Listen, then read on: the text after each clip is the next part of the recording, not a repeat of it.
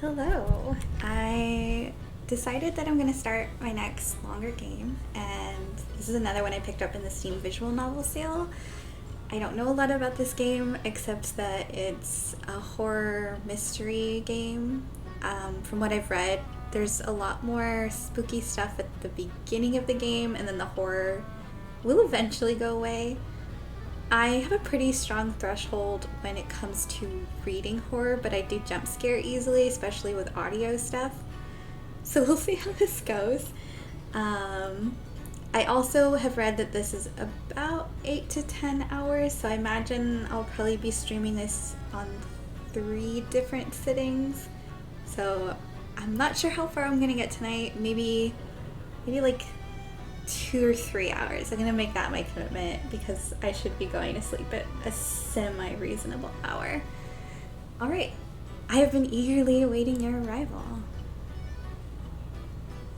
Allow me to introduce myself. I am the storyteller. Pleased to make your acquaintance. I shall be your guide going forward. Now, then, before we begin our story, there are several things I must bring to your attention. First, this game uses autosave. Good to know. The game will automatically save at regular intervals, so you may stop playing at any time. Saving is a very important element of games. It is the only way to keep your memories in place. If you do not wish to rely on autosave alone, you can also save manually via the menu. Next, please look at the upper right corner of the screen. This is the menu button. From here, you can check the text log, view useful files, and switch auto mode on and off. You can also adjust the brightness, volume, and other settings in the options menu. For instance, if there is a voice you would prefer not to hear, you can mute it by setting the voice volume to 0. I suggest you check the brightness controls and other settings now before going on.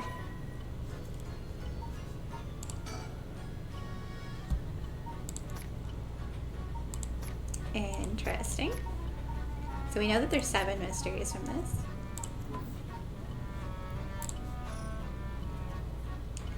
I will explain other essential functions when the time is right. There is one more thing I wish to confirm before we continue. It would feel strange to go on without knowing your name. Please tell me what I may call you.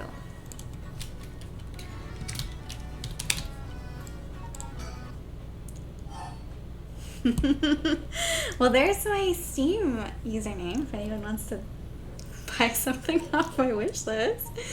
No. Oh, how rude of me. Please pardon my mistake. I was sure that's what you said, but it seems I was wrong. What came over me? Let me try again. You wish to be called Alien. Yes. I see. Very good. I seem to have gotten it right this time. All right. Now that we've been properly introduced, let us begin our story.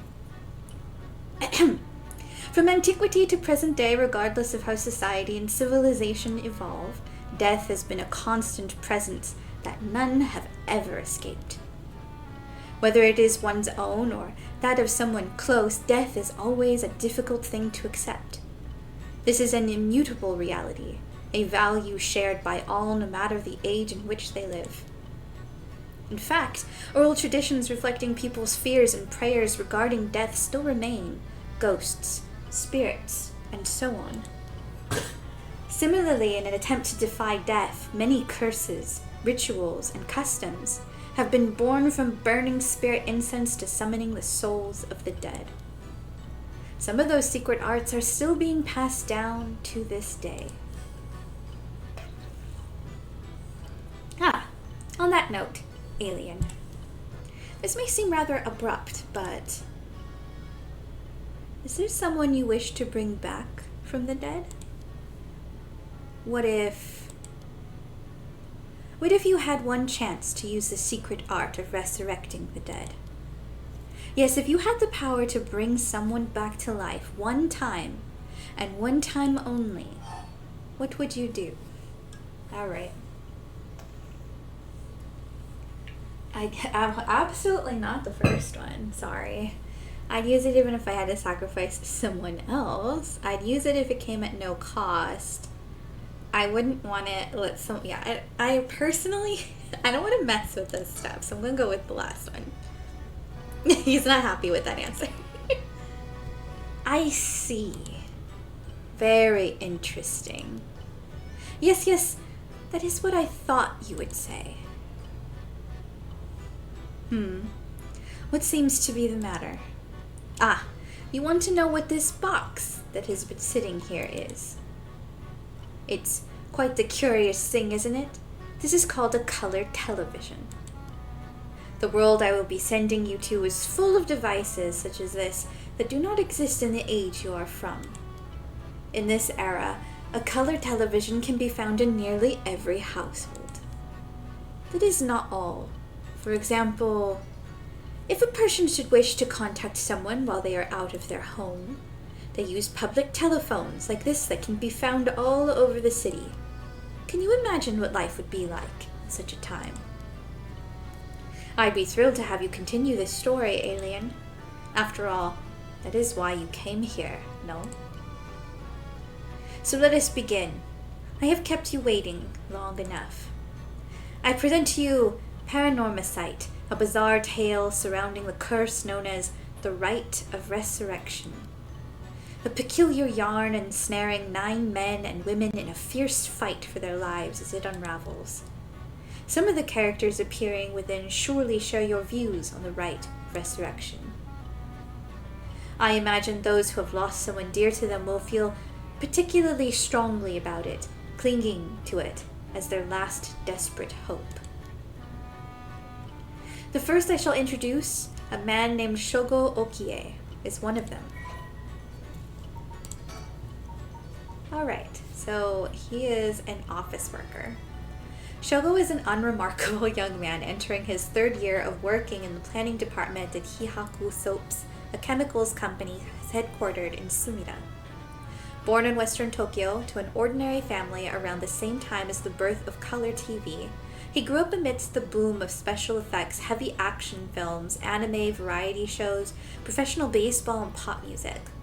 Shoko graduated from a famous private university in Tokyo and has since settled into an apolitical mindset. Common among those in his generation, with no strong ideals and no particular dissatisfaction with the world as it develops around him. He is content to just go with the flow, having stumbled into his current position by pure chance, and it is safe to assume he will follow the stereotypical path of working his way up the ladder, starting a family, and remaining at the same company until retirement. He plays folk guitar as a hobby, and is currently looking for a girlfriend. Let's read about our storyteller. Yeah, I figured this would be a lot shorter. The storyteller guides those who visit Paranormasight. Everything else about him remains a mystery.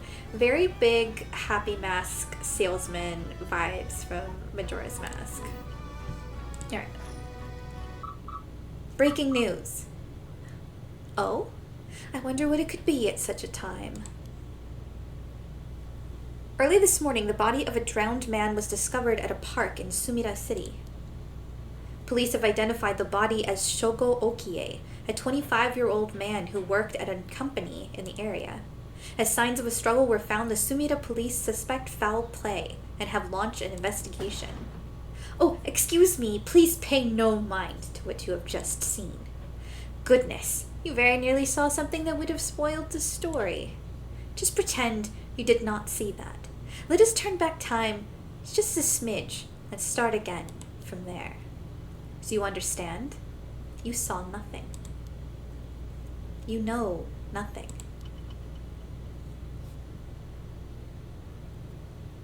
This story is a work of fiction.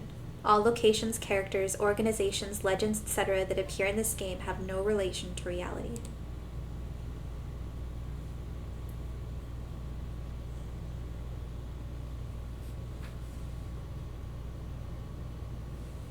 Shogo? Shogo, are you alright?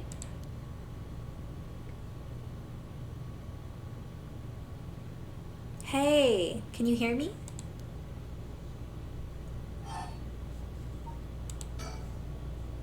Hey, that's not a proper answer. Earth to Shogo Okie.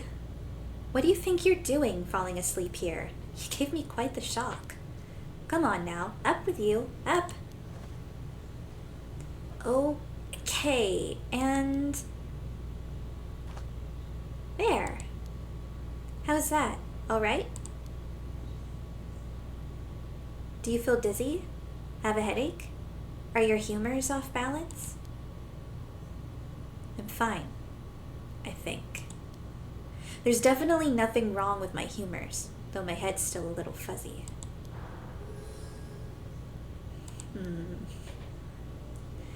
Uh-oh, that doesn't sound good. Turn your head around a little bit to see if you can walk all right. Okay, so when the game is in your control, drag the screen or move the right stick to look around. Try looking around your surroundings now. Alright. Okay. Or do I have to go like all, do you want me to go all the way around? I am, oh, okay. Good, good. Do you remember anything, like where we are or what we were doing? Oh no, you look so confused. You're messing with me, right? Stop it, you're scaring me. Alright, let's just calm down. Take a good look around you, okay? Alright, look around and select things you want to investigate. You can converse with people by selecting their faces. Alright. Where are we? Oh, right. This is Sumida City, Tokyo. We're at Kinshibori Park near Kinshicho Station. Yoko brought me here saying she needed my help with something important. It's just past midnight. That explains why there's nobody else around. Alright, so we've got some locations. One of the 23 districts of Tokyo, located in the eastern part of the city, it is surrounded by the Sumida, Arakawa, and Kyonaka rivers. At the start of the Showa era, the area was still divided into two districts, the southern Honjo and northern Mukojima. But they were merged into one district after the Second World War. It is said to be named after the Sumida River and the banks that line it. Unlike the river, however, its name uses the character for ink rather than that for corner. Even now, people still frequently mix up the two. Despite suffering extensive damage from both the Great Kanto earthquake and air bombings during the war, Sumida managed to recover and came out on top every time. Once filled with samurai residences, it is now home to a thriving industrial district and many residential zones, though evidence of its previous character can still be found all around the area. Right, so some tourist attractions, the Echo Temple, former Yasuda Gardens, the Kirakozuken no Suke's residence, Sumida Park, Metropolitan Memorial Hall, and the gardens. And then this park specifically opened in 1950, conveniently close to Kinshicho Station, surrounded on all sides by roads.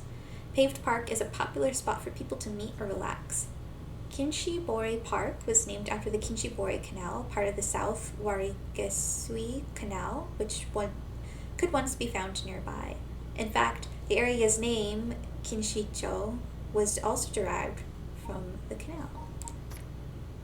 Alright, and so those are filed under culture. Alright. That's an interesting looking playground. I bet it's crawling with kids during the daytime, but it's kind of peaceful here at night.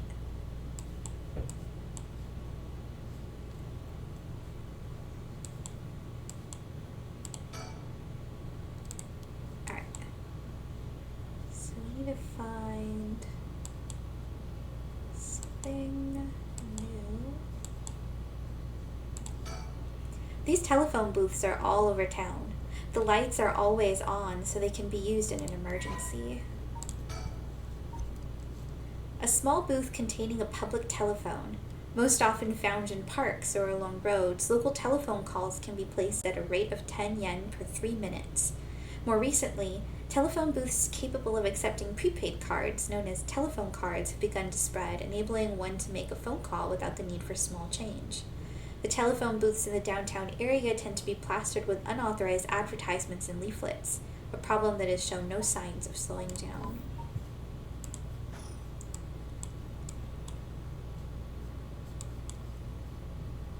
so I think that was everything I could click on. So let's talk with her. Yikes, that was close. If we died before we got our hands on the rite of resurrection, everything would be over before it started. Still a little woozy. What the hell is wrong with me? There's a girl here. Who is she?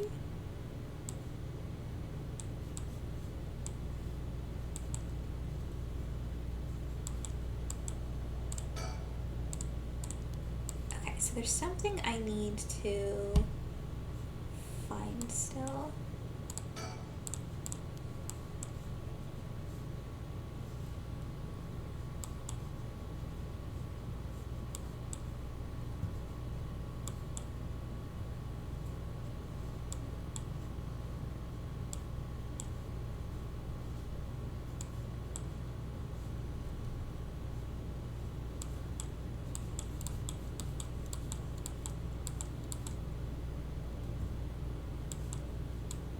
Although I'm not sure what that something could be.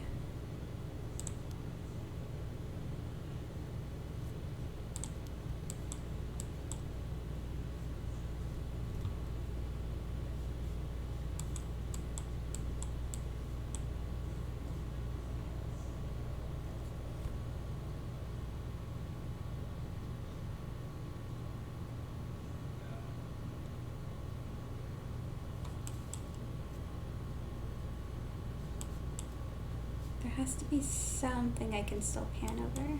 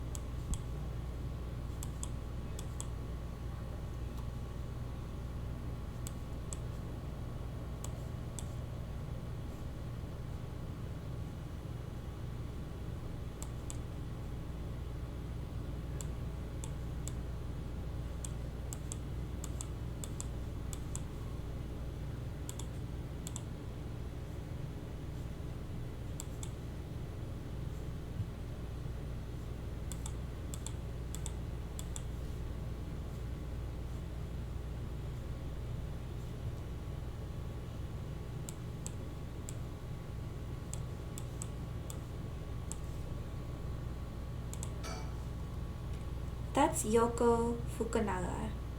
Good. At least I can remember that much. I first met her about a month ago. She's 23, works as a housekeeper, and is really into the occult. If I think harder, I can probably recall a little more about what's going on. We've only met a few times, but we've really hit it off. She's a lot of fun to be around. I have no idea how she feels, though. I get the sense she isn't thinking about me that way right now. But I know I've got a thing for bubbly girls who are into dark things like the occult. Okay. Yoko Fukunaga. After obtaining a junior college degree, Yoko started working as a housekeeper. Due to her ability to see things others cannot, she has received strange looks from a young age. This ability spurred an interest in paranormal, which she continues to pursue to this day. Following graduation, Yoko worked a desk job at a trading company, but butted heads with her supervisor, who was skeptical of the supernatural, and quit within a year. Now, while working as a housekeeper, she spends her days devouring mystery magazines and visiting haunted spots. As she vowed to live life true to herself and never change for the sake of others, Yoko has no regrets about the path she has taken. Yoko has a dog, a Shiba Inu named Ogopogo, who has been by her side ever since she was a student. Adorable. Okay, can I recall anything now? Let me think. What can I remember? Okay, her name is Yoko Fukunaga. We met about a month ago. What's the deal with this park?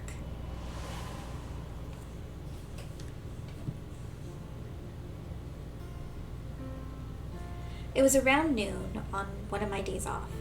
I had just finished running some errands in Kinchicho and was here during taking a quick break.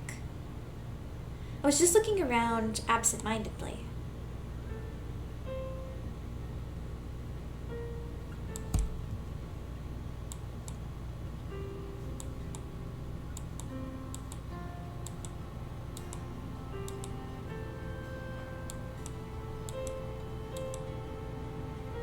When I noticed this girl loitering about. She was digging up holes in the sandbox and searching around the playground. She seemed to be enjoying herself, talking to the animal figures and petting them on their heads. My curiosity got the better of me before long, and I struck up a conversation. Hey, are you looking for something? Sorry. I must look like a total weirdo. Yeah, I guess you could say I'm looking for something. If you want, I could give you a hand. Really? I mean, it'd be a huge help, but... Are you really just a good Samaritan? Or are you after, something else? Huh? Oh wow, my hero. People like you really do exist. I think I might cry. Okay, I guess I'll let you help me. Be warned, you might regret what you've gotten yourself into. No worries. What are you looking for anyway? Did you lose a bracelet or something? Not exactly. I'm searching for one of the 7 mysteries. Supposedly, this is the location of the Whispering Canal. The what? Now I've done it. I bet you think I'm some kind of lunatic. The 7 Mysteries of Honjo. Do you know anything about it? I figured everyone around here would at least have heard of it, but I guess not.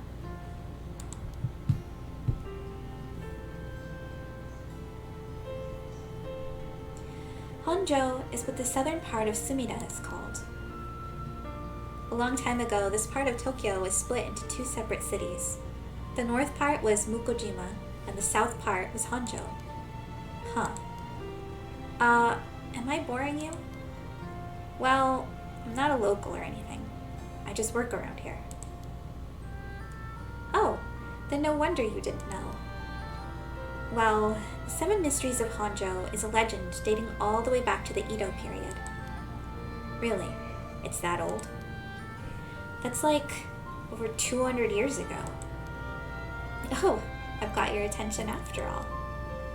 I just assumed it was one of those fake stories made up to chase the occult craze. I don't blame you. A lot of the popular stories going around are pretty fishy. But the 7 Mysteries of Honjo are different because they're all true. They're true? That's what I said. They're the real deal. So hold on. What does that mean? Are you telling me there's actually paranormal stuff at work in the park? Yep, pretty much. But there's gotta be more to it. After all I've done, I still haven't found a thing.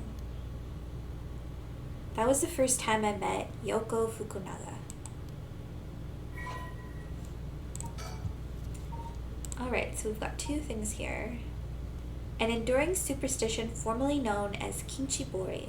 Many fishermen once gathered on the section of the canal that ran through Honjo. As their days came to a close and the fishermen gathered up their catches, a terrifying voice would rise up from the canal whispering, "Leave it behind. Leave it behind." Those who ignored the voice found themselves unable to move and their previously full baskets of fish emptied. They would then be dragged into the canal, never to return. This strange phenomenon continued to occur, and the people began to call this body of water the Whispering Canal. Honjo became known as a hotspot for the strange happenings during the Edo period. A number of these stories have survived to this day and became known as the 7 Mysteries of Honjo. While many of these were likely the result of people blaming things they didn't understand on spirits or monsters, the stories continue to be told as urban legends. Despite what the name would imply, there are actually more than 10 of these strange tales. Their roots likely come from stories told by the city's common folk. The most famous of the stories is the Whispering Canal, which eventually became the basis for both an idiom and a well-known rakugo story. Alright, so the other tales are the Fool's Procession, the Beckoning Light, the Haunting Clappers, the Evergreen Beach, the Taiko of Sugaru, the Foot Washing Mansion, the One-Sided Reed, and the Ever-Burning Lantern. And the cult craze is paranormal phenomena. Supernatural, aliens, cryptids, lost civilizations, ESP. The list goes on. Such unexplainable phenomena are quick to take on a life of their own. A plesiosaur named Nessie living in Loch Ness. Sightings of mythical creatures like the Tsuchinoko or Hibagan.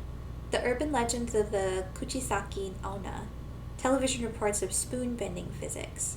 Documentaries which feature mediums and spirit photography.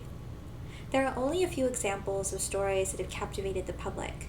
There is no end to this obsession in sight, with magazines on paranormal phenomenon, enjoying widespread publication.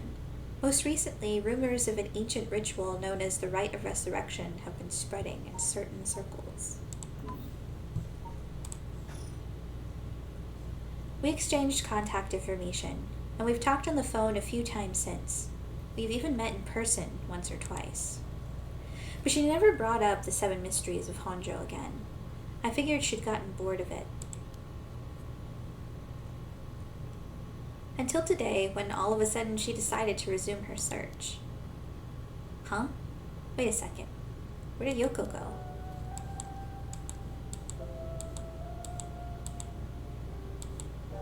There she is. She's back to digging up holes in the sandbox and searching around the playground. She seems to be enjoying herself, talking to the animal figures and petting them on their heads. No animal needs that much petting. That's right. She asked me to come here to help her look for one of the 7 mysteries. Actually, I think I did some research into the 7 mysteries of Honjo. I can't remember all too well. I should check my files. Oh, wow. Well, that's a lot of reading to do. So the Fool's Procession is an enduring superstition, a mysterious tale regaling an encounter had by a daimyo at his residence in Honjo's Ushijima, now Komogata High School. When walking around his estate, he heard the sound of music, much like that of Kagura performance. He commanded his people to find the source, but no matter how much they searched, the music would fade when one neared the Warigesui Canal. The source of the sound was never located.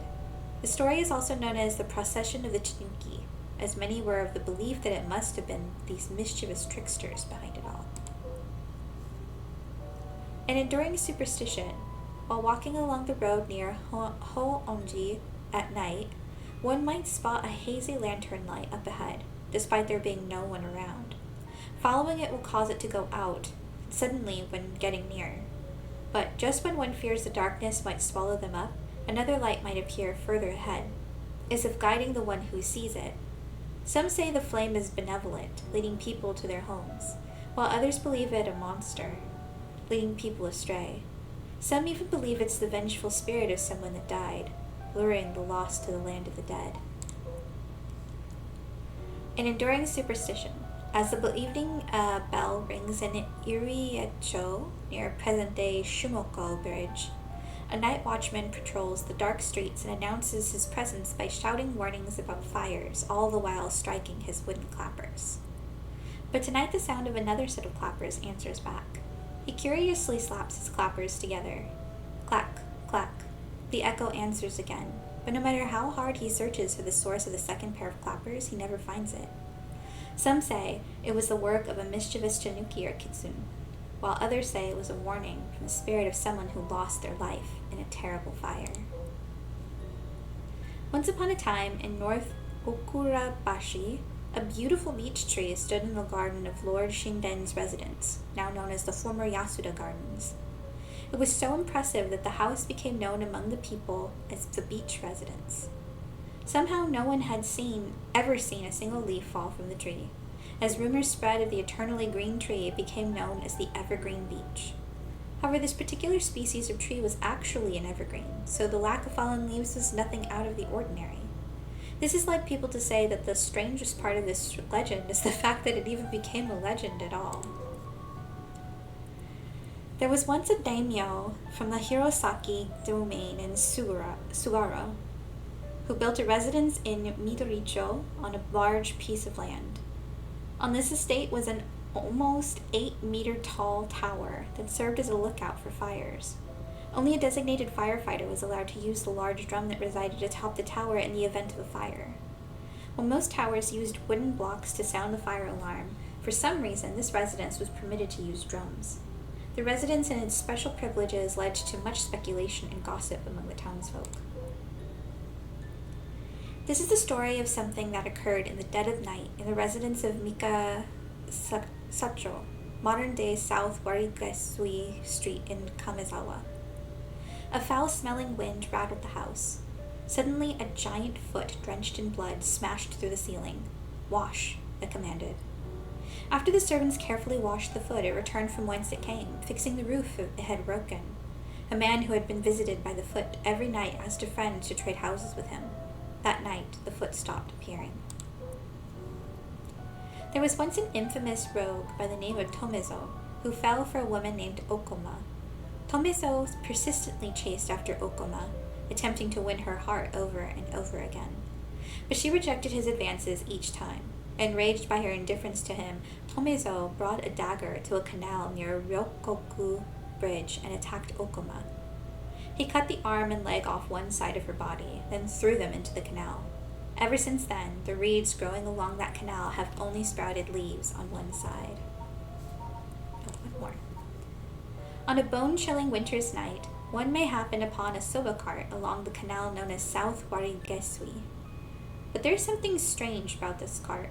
No matter when one might visit, its owner is nowhere to be found. Yet the lantern that hangs from it stays perpetually lit, burning brightly, even with no oil to fuel it. Should one attempt to put out the flame, it immediately roars back to life. However, there is also the tale of the never-burning lantern, another telling of this story in which the soba cart's lantern always remains dark, refusing to be lit. And that's all 7 mysteries. All right. Okay, well, I already did that. Jeez, she's still at it.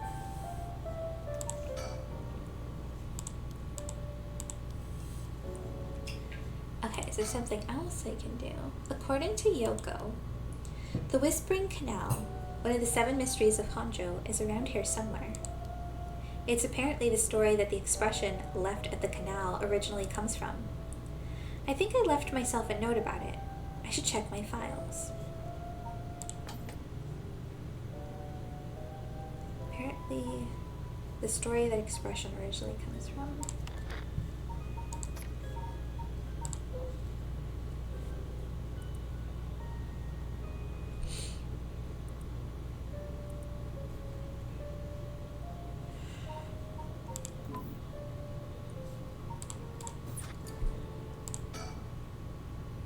Oh wait, she's coming back this way. Hey, what was that just now? Huh? Didn't you hear that? I mean, I didn't hear anything. No, I didn't hear anything. You sure you didn't just imagine it? Maybe I did. But you're a special talent. You should have been able to hear it. Pay closer attention for me, okay? My special talent? What are you talking about? Huh? I mean your spirit sense. You look like you can handle your liquor. Huh? I have no idea what drinking has to do with it, but I don't think so. Well, you must. I mean, you can see me, right? Huh?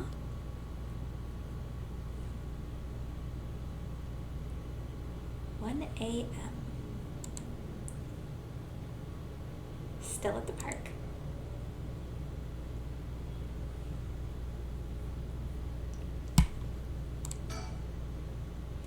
I don't know how she's so comfortable talking about spirits and the paranormal at this time of night.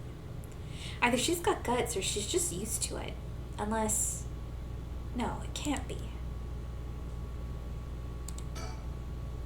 Wait. You're kidding, right? About what? I mean, just now. It kind of sounded like you were saying that only people with spirit sense can see you. Of course that was a joke. Duh. You don't really think I'm some kind of evil spirit, do you? But, yeah. I meant what I said about your spirit sense being strong. I bet you could down a whole gimlet in one gulp. Seriously. That's the real reason I asked you to help me with the 7 mysteries of Honjo business. Okay, let me just clarify something. Are you saying you can actually see paranormal stuff? Sure, I could handle a solid Moscow mule. Why are you measuring this in terms of cocktails? Not a believer, huh? Well, that's no matter. But you have to have seen some weird stuff over the years, right? Weird stuff? Yeah, like things you could see but could never understand. You can't be serious.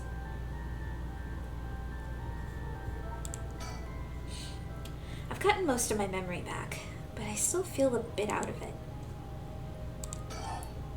Alright, so, let's just go down, because I'm sure we're going to have opportunity to ask all the questions. I've seen ghost photos in magazines before, but are you telling me they really exist? You bet they do, but you can only recognize them if you really believe in them, so be careful. So, even with my skill, I won't be able to see them if I doubt that they exist? That's right. The spirit world is all about the mind and the soul. You won't be able to see a thing unless you're properly in tune. But sometimes people get caught up in the moment thinking they might see something and then they really do because they believed they would. Is that how that works? Yep. Just like drinking, you'll never know how much booze you can handle unless you're ready to down some shots. I'm still not sure I get the drinking thing. I realized how strange it was as the words left my mouth. Sheesh. Totally unrelated, but do you actually drink real alcohol? Whoa, talk about whiplash. I didn't expect you to start making small talk. Well, our conversation was getting a bit dark. I figured a change of topic might lighten things up. Oh, I see. If you really want to know, I like to think I can handle a few drinks. But to tell you the truth, I've never actually had a Moscow mule. Really, no. I just thought it sounded cool. I would like to try it, though. Why don't we go for a drink sometime, then? Are you asking me out? No, you're just being a good Samaritan, right? No, it's not what I meant. I'm just kidding. Yeah, I'd be up for that. But only if we find one of the 7 mysteries. Alright, then let's get to work.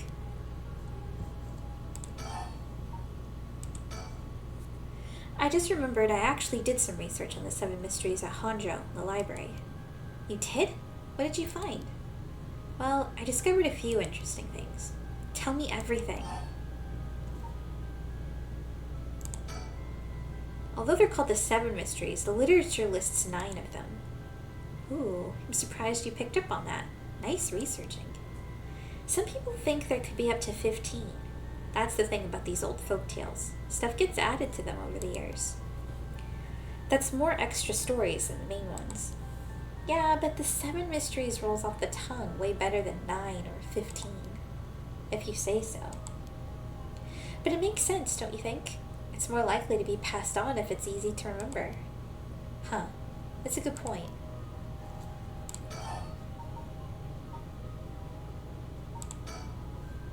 Oh, by the way, were we talking about the rite of resurrection? Your memory is as strong as your tolerance. I'm gonna start calling you Martini Mancholo. I'm really climbing up the drink menu, huh? So you know about it, huh? The rite of resurrection? A magazine ran a feature on it recently that got practically everyone talking about it. Really? Maybe that's where I heard about it. Still, I don't know. It seems a little too far-fetched to be true. So, the rite of resurrection. It's the forbidden art of bringing the dead back to life, concocted by a famous onmyoji from an ancient age. Rumor has it, an old manuscript containing actual concrete details about the rite was recently discovered. This rumor comes from a presentation given by local historian Hideki Araishi at an academic conference. You sure know a lot about this stuff. That's because I'm secretly a huge occult buff. Kinda got that. Oh. But if a researcher spoke about it at an academic conference, it must have some basis in fact. Exactly. That's why I believe the rite of resurrection is real. Now I'm starting to believe it too. Good. The pursuit of the unknown starts with belief. I got that from Professor Araishi himself.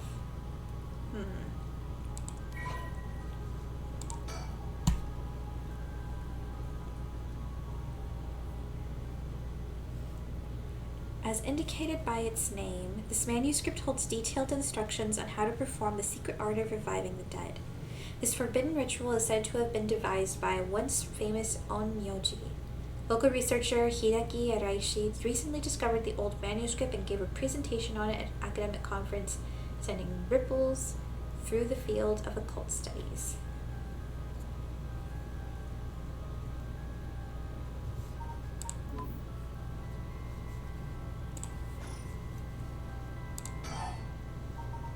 Alright, so there's still one more thing here. So, I read some of the stories, and none of them were, well, scary. I thought these were supposed to be ghost stories. That's true. They're more like a collection of superstitions, really. But they're pretty disturbing ones in the mix. Yeah, like the one that's supposed to take place here, the Whispering Canal. People who fished in this canal would hear a voice call out saying, "Leave it." They had to abandon their catch or the canal would take it. Right. Is that what you were expecting to find here in the park? Not quite. We're talking about a folktale from hundreds of years ago. After centuries of the telephone game, who knows if it's anything like the original story? So basically, you think the true story of the Whispering Canal might be completely different from what we know. Exactly. I'm sure of it. I mean, weren't you curious? About what? People from around here have that expression, left at the canal, right? Meaning to abandon someone. The story is where it comes from. Except the story being told today is about fish. There's nothing in it about leaving people behind. Now that you mention it, it's true. So you're saying the original story maybe did involve someone being abandoned. That's what I'm trying to find out. Ah, gotcha. And if you can believe that, there might be hope for you yet. You can't be serious. Wait, hang on. I've got another question. You mentioned the rite of resurrection. Are you looking for that too? Does it have something to do with the 7 mysteries of Hanzhou? You're so sharp I could cut a finger on you. To tell the truth, it's actually the other way around. What do you mean? Well, I started off searching for the rite of resurrection.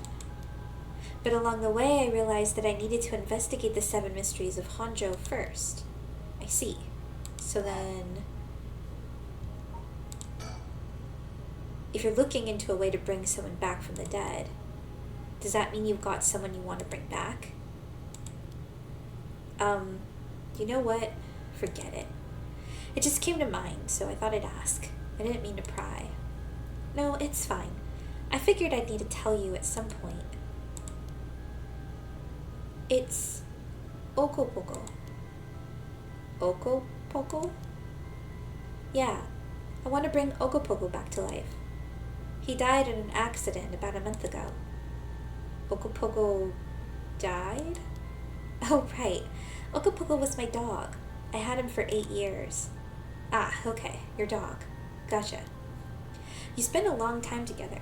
Losing him must have been really hard for you. Yeah, to be honest, I'm not sure if the rite even works on dogs. But as soon as I found out about it, I knew I had to give it a try. I don't think I could forgive myself if I just let the opportunity pass by. Definitely. Now I understand why you feel so strongly about it. Thanks for telling me. I know this must be hard to talk about. But you know what? All that led to me meeting you. So at least something good came out of it. Though, that doesn't mean I'll stop looking, obviously. Yoko, I'll do everything I can to help you. Yay! I'm so glad to hear that. Let's keep up the hard work then, yeah? So, about this connection between the rite and the 7 mysteries? Putting together everything we've talked about, my guess is that the original stories behind the 7 mysteries, the true stories, are the key to finding the rite of resurrection. And that's why you're here searching for one of them. Do I have that right? Wow, 10 out of 10. You're proving to be quite the capable assistant. Wait, since when was I your assistant? Anyway, this is just hearsay, but some say that what led to the 7 mysteries coming to be was the rite of resurrection itself. Huh? Don't the stories come from the Edo period? I thought the rite of resurrection was supposed to be way older than that. Right. It seems that in Onmyoji from the Edo period, we discovered the ancient art. That old manuscript I mentioned with all the details of how to use the rite, apparently it was written in the Edo period. Oh right, I never told you its name. The manuscript is called The Record of Fates. Well, what a name. And it speculates that the secret of the rite is hidden within the 7 mysteries of Honjo. So now the 7 mysteries are the hot new trend. Among who? You know, this whole thing's starting to sound pretty questionable. Come on, remember what I said about the pursuit of the unknown?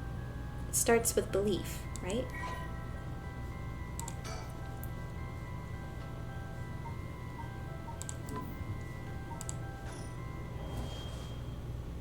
Whoa.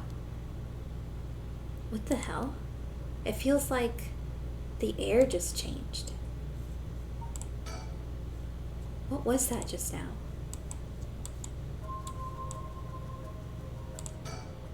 Yoko, are you okay? Yeah, hey, what's wrong? Stay with me. No, this can't be. No. There's definitely something behind me, isn't there? No? Something's got Yoko really rattled.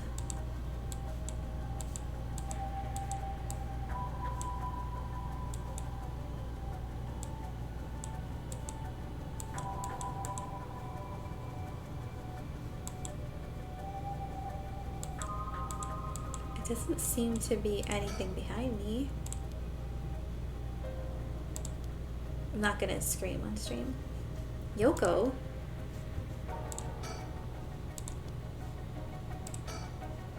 It's no use. She's in no condition to talk.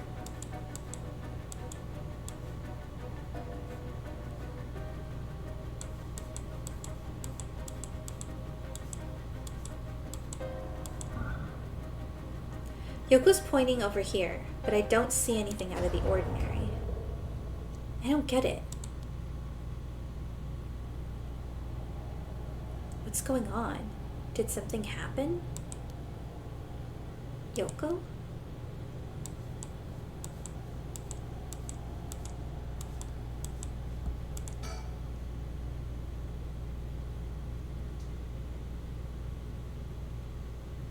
Huh?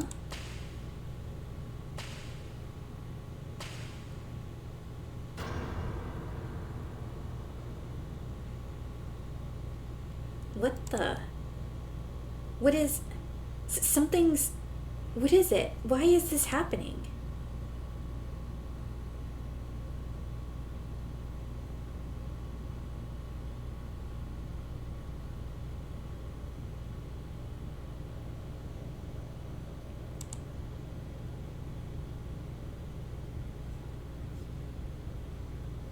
Yoko, answer me. Yoko. No way. It can't be. Why?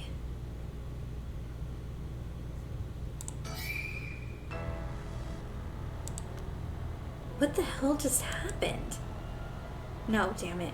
I've got bigger problems. Yoko, just hold on. Everything's going to be okay. Oh God. She's not breathing. She's cold and I don't feel a pulse. This can't be happening. Okay. An ambulance. Right. I've got to call an ambulance. I need a phone. Right. The phone. I've got to call an ambulance.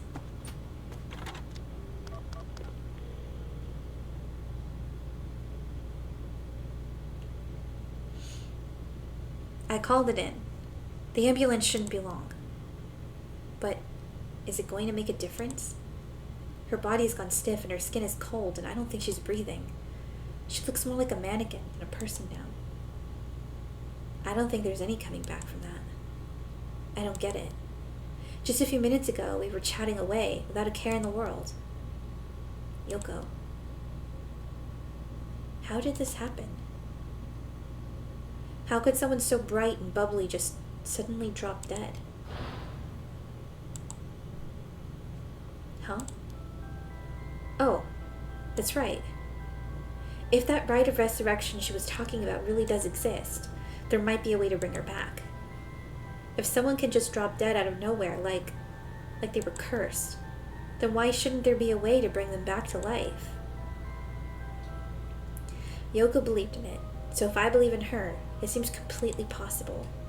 Maybe, just maybe, I could still save her. Even if I've got to deal with spirit senses and curses and whatever, I've got to try. Wait for me, Yoko. I promise. I'll use the rite of resurrection to bring you back. Right before she died, I felt a strange presence a few times. And it seems like she saw something that shook her to the bone.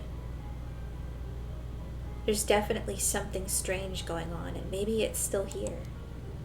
What could she have seen? She mentioned that the rite of resurrection and 7 mysteries were connected. So maybe whatever it was she saw had something to do with that whispering canal. Whoa. Damn it. Presence again. It must be around here somewhere, but where? The cold night air feels like it's pressing down on me.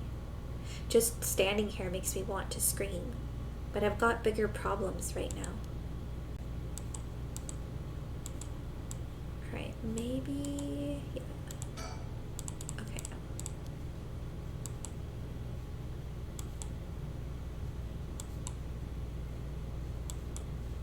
Oh, wait, there's an object. Huh? There's something on the ground. Did Yoko drop this? I didn't notice it till now, but there's a small wooden sculpture by her side. It's 3 or 4 centimeters tall. It looks like it could be a keychain, but from how rotted it is, it's way too old for that. Despite how tiny it is, I feel an almost palpable malice radiating from it. What the hell is this thing?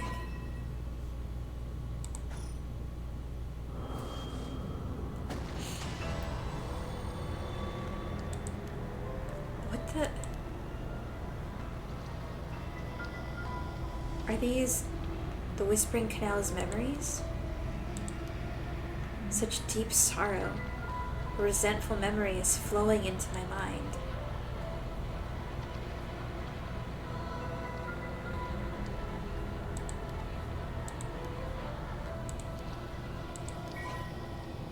You've acquired the power of the Curse Stone, the Whispering Canal. You can use it to kill those who walk away from you. Press the Use Curse button to kill your target as they attempt to depart. A murderous impulse seeps into my soul like thick black tar.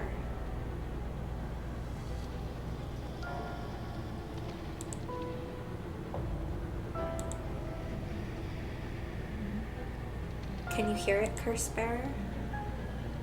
You who so strongly desires the right? Kill them.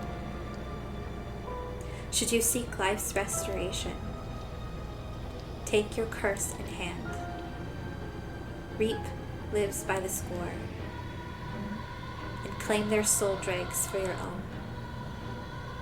Collect enough to sate this vessel, and by their sacrifice claim the gift of resurrection. Or better yet, slay your fellow curse bearers, for theirs are the equal of droves of lesser souls. Now go forth and kill. Okay, so this has been updated. Toki loved fishing with her father Jinkichi more than anything. With their whisker baskets on their backs, they would leave for the canal every morning and fish till the evening. The miso soup her mother Koma made using the carp they caught was to die for. Her parents loved her dearly. One day, however, her father disappeared. Toki's mother went to look for him and never came back either. Those who came to express their concern eventually stopped visiting her out of fear. Toki continued to wait all alone. Mother, father, where did you go? Don't leave me behind. Unable to bear the loneliness, she left her home and trudged along the roads until night fell. Neither her mother nor father were anywhere to be found. Tears stung her eyes. Suddenly, the sound of fish splashing in the water cut through the silence. She found herself standing before the canal where they used to fish together. The taste of carp and the memory of her father's smile flashed across her mind. Without thinking, Toki walked to the moat. The sound of water splashing echoed throughout the night air. Passers-by thought of it only as the fish in the canal. The splashing faded and silence returned to the lonely night. Curse echoes are the visual manifestation of curses. These manifestations are fundamentally related to the origin of the curse. They do not always take the same shape and may sometimes appear to be more abstract or disfigured form. They lack consciousness, unlike a spirit, and are thus the mere dregs of a soul. Curses are made tangible by what are known as soul dregs. Someone possessed by a curse that has a curse echo is called a curse bearer. A curse echo is in itself a curse, and a possessed curse bearer can inflict that curse upon others at will. A curse that comes with a curse echo is considered very powerful in and of itself. Ordinarily, those with no spirit sense would not be able to perceive a curse echo, but anyone who becomes a curse bearer can see other curse echoes. Old Netsuke carvings imbued with curses derived from the 7 mysteries of Honjo. Ordinarily, only those with spirit senses can wield such curses, but these curse stones allow ordinary people to use them just as lethally. When someone dies, their life essence leaves the body and becomes a soul. If one is killed by means of certain curses, however, their life essence will turn into the residue known as soul dregs. Pumpkin, you're in the way, sweetie. If one is killed by means of certain curses, I can't see, Pumpkin. Come here. Come on. No.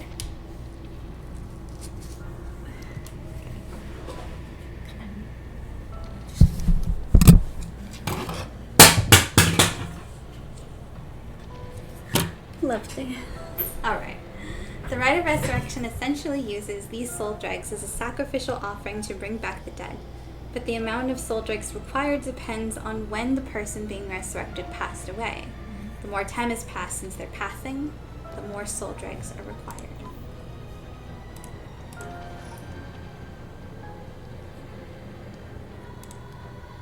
What the hell was that? It was like the curse's memories flowed directly into my mind. In an instant, I understood everything. When I picked up this curse stone, the whispering canal must have cursed me. I also heard a strange voice. It told me that if I wanted the right, I have to kill a bunch of people with this curse stone and collect their souls. I guess it's good to know the right really exists. But this thing wants me to kill people to get it? Screw that. Putting my own life on the line is one thing. Murdering other people is another thing entirely. And not just one person either. Scores, it said. So this is the curse of the Whispering Canal, huh? A curse that traps the soul of anyone who tries to walk away from me.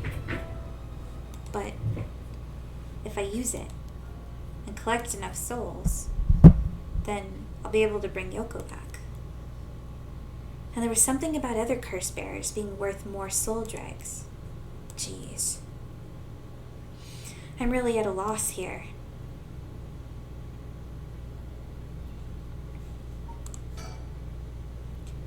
Now I've got my own curse stone, the curse of the Whispering Canal. I'm in way over my head. Was Yoko the one who dropped this curse stone? Does this mean she was the previous owner of the curse of the Whispering Canal? Then, did she know about the rite of resurrection and what the rite of resurrection involved?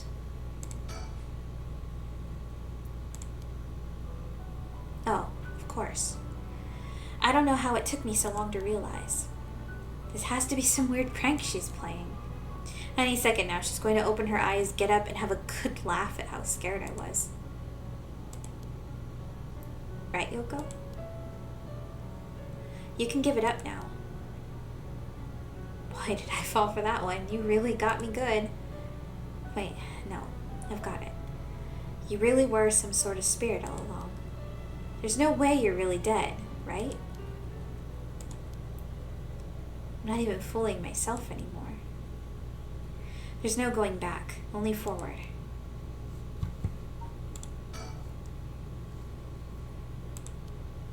I'm in way over my head.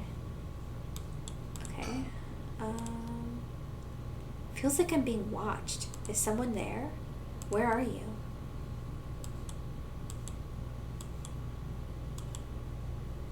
There. Now that I look closer, is there someone there?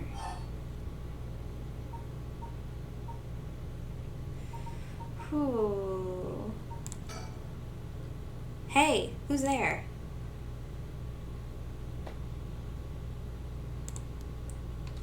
Oh my, how unexpected.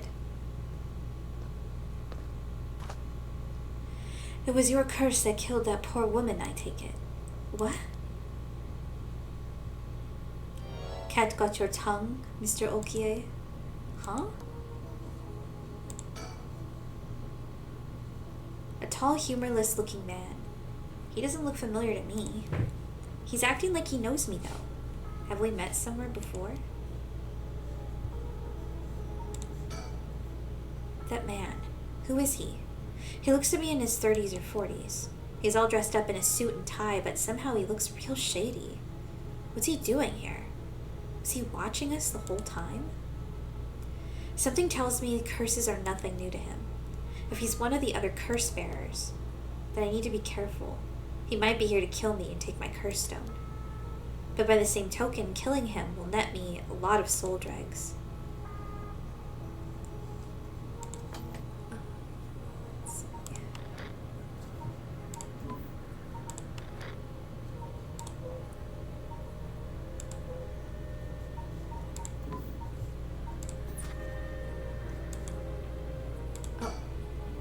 Huh?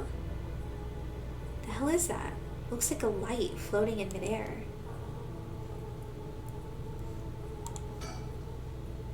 If he's one of the other curse bearers, then I need to be careful. He might be here to kill me and take my okay.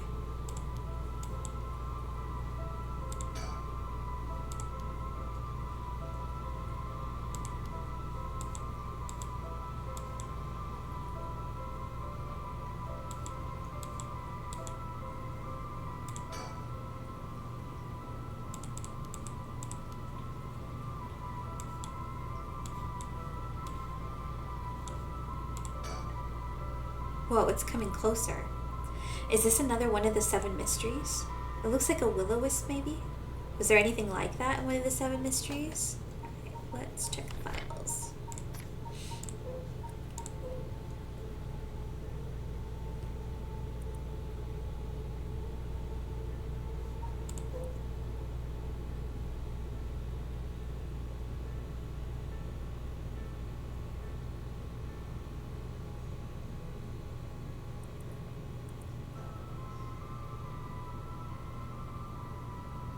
So it could be the beckoning light.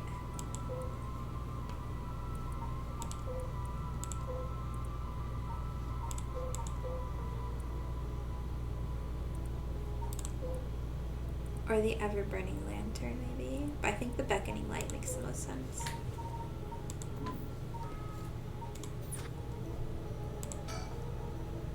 It's creeping me out, but it's staying put for now. I should probably leave it be.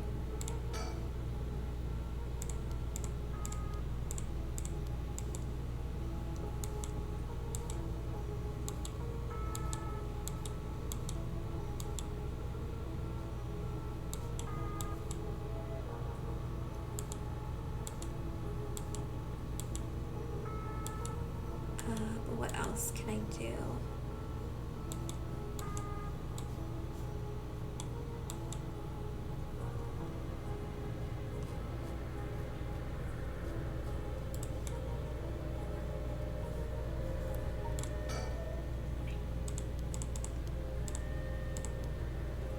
Hello, it is a visual novel, and it's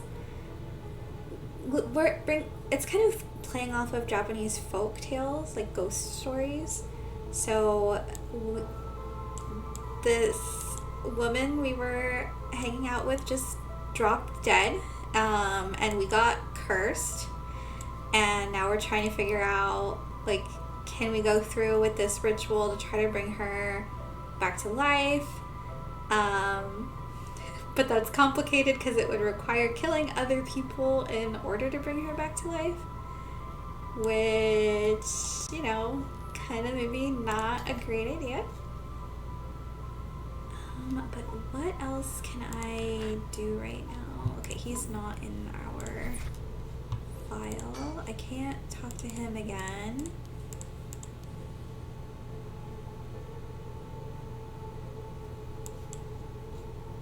Surroundings is checked off. Can I try the telephone? No.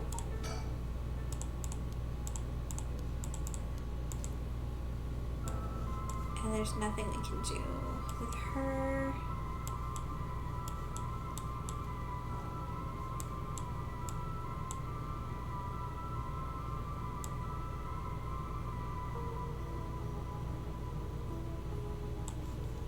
I mean, is there anything I can do with the file?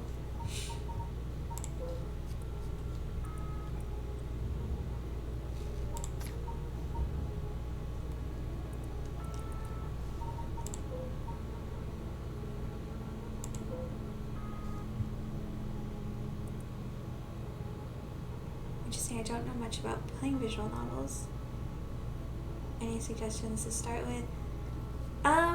I would probably start, well, I know Danganronpa is like a really popular one, but that game is pretty off the wall from the start.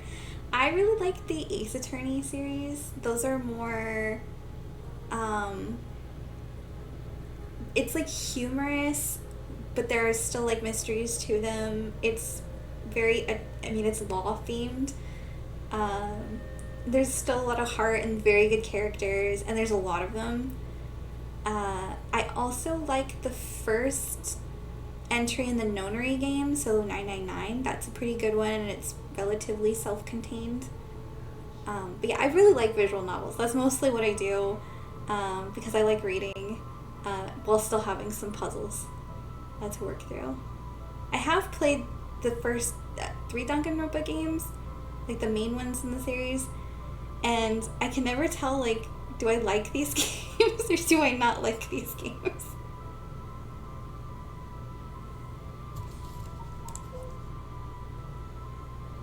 Yeah, the Ace Attorney games are really good, especially like the Great Ace Attorney, the ones that just came out recently. That's probably one of my favorite games ever. They were very good. Good music, good characters, good stories.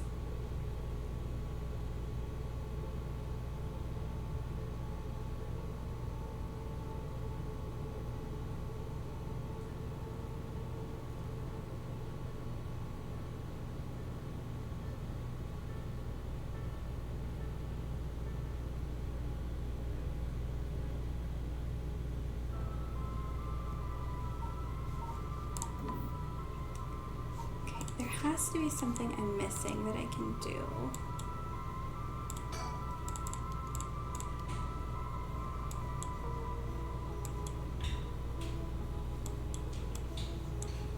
Or something I missed that's on the floor.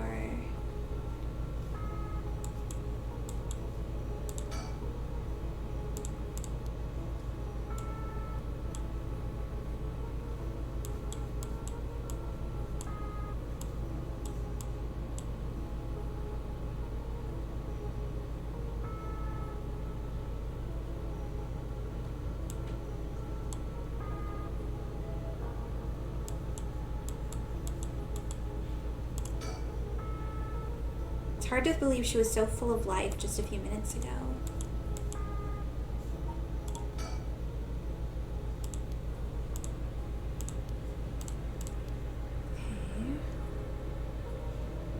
Oh, okay. I was... Alright. There's a difference between clicking on him and then clicking the talk to him, and I didn't see that distinction. I still don't have a clue who you are. How do you know me? Have we met? Dear me, it is always humbling to find that one is not as well known as one believes. Perhaps my name will help you remember. I am Takumi Yumioka. Takumi Yumioka? Does that ring any bells? I think I've heard that name somewhere before, maybe. So, you do not even know my name. How disappointing. Disappointing, but fortuitous. Alright. Yeah, not a lot here. We do suspect he has a curse echo. Well then, Mr. Okie, allow me to make you a proposition. You have a curse stone in your possession. I would like you to give it to me. How do you know about that? Why, I saw the whole thing. It doesn't explain how you know what a curse stone is. Even I barely have a handle on it. You know about the 7 mysteries of Hanzhou and their curses and all that, don't you? But of course, those curse stones. They are terribly dangerous things capable of killing without a trace so long as their conditions are met. I hadn't thought of it that way, but yeah. Imagine what might happen if one fell into the wrong hands. They would be safer in mine, don't you agree? Although it seems I arrived too late to stop you from killing that poor woman. What are you... That wasn't me. I am willing to overlook your indiscretion, but only if you give me your curse stone. No way in hell. For all I know, the wrong hands are yours. Very well. I have hoped to settle this amicably, but you might leave me no choice. This Takumi guy must have a curse stone of his own. I mean, why wouldn't he have one? At least it'd be safer to assume so. It would explain how he knows so damn much. So he can kill me instantly as long as he fulfills his stone's conditions. Until I know what those conditions are, I can't make any sudden moves. Although it could mean that he doesn't... I mean, if he did have a cursed stone, then he could have just killed me and taken my stone. He wouldn't actually have just asked me to give it to him. I have to keep him talking, learn what I can, and figure out a way to get my curse out first. How can I get him to leave me behind? Though, it would be a waste not to take his chance to find out about the other curse bearers. I need a topic that'll keep him talking. My best bet would be...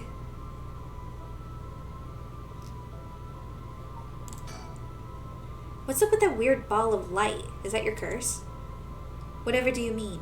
I'm afraid I see no such thing. Huh? But it's right... Huh? It's gone. It was right there. I see. It seems you have become the mark of another curse bearer.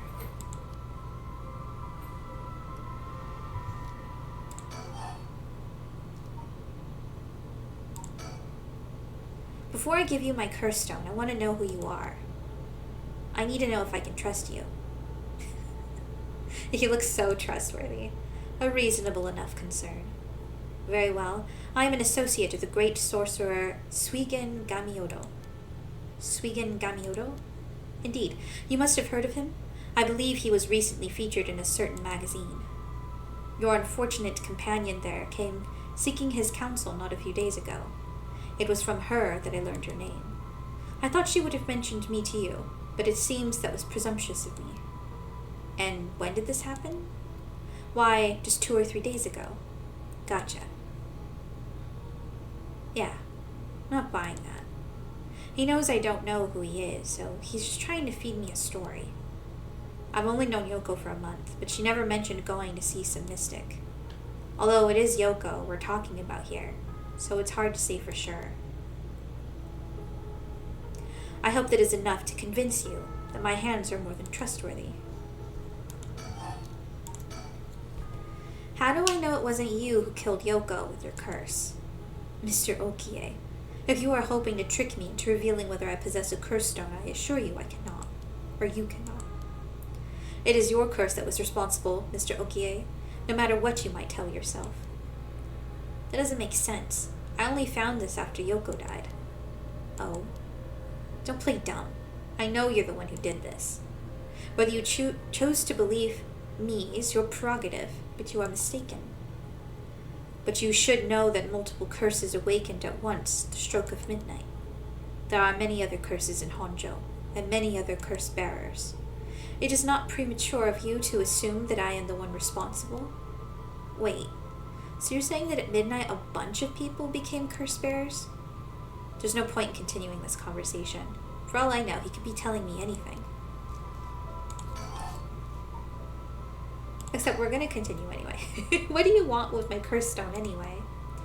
I intend to seal it away in a secure location so it may never be used again. I am certain that you too would rather be free of its burden. The power to kill without fear of consequences in itself a curse. There are many ne'er-do-wells in this world who could not resist the urge to use it. All the more so if promised the chance to resurrect the dead. You'll seal it away. How? I will put it in the care of a sorcerer who is well versed in supernatural matters. If I have gained your trust, I must ask you to hand me your cursed stone. For each of the 7 mysteries, there's a curse and a curse bearer, right? Do you know who any of the others are? And what would you do with that information? Your intentions are nothing untoward, I hope. It is in the hearts of the selfish and insipid, of those who would be most tempted by the rite of resurrection, that the curses take root. And a curse's resentful memories impart a powerful urge to kill, as I am certain you are aware. You are a victim of circumstance, Mr. Okie, but your situation is exceedingly dangerous. You must relinquish your curse stone for your own benefit before it is too late. Too late? It's already too late. There's no going back. All I can do is keep pressing forward. And if you're going to stand in my way, then I'll have to stop you. Am I to take that as a threat, Mr. Okie? I would encourage you to exercise more discretion before you fall foul of a curse. Why are you so convinced it was my curse that killed Yoko? Why, it is simply that... Huh? I do believe I just saw your companion move. She... what?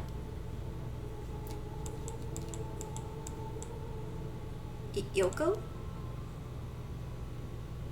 Wait, she doesn't look any different. Oh.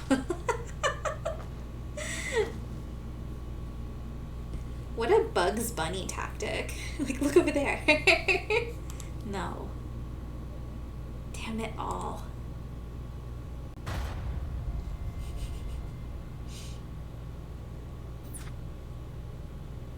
And that's the end of the game. My, alien, you seem to have arrived at a less than favorable result. This is more conjecture on my part, but perhaps you ought to be more careful about turning your back on unscrupulous individuals. Fear not. You may make as many attempts as you please, from before your unfortunate mishap. Very well. Just remember, whatever you do, do not turn around.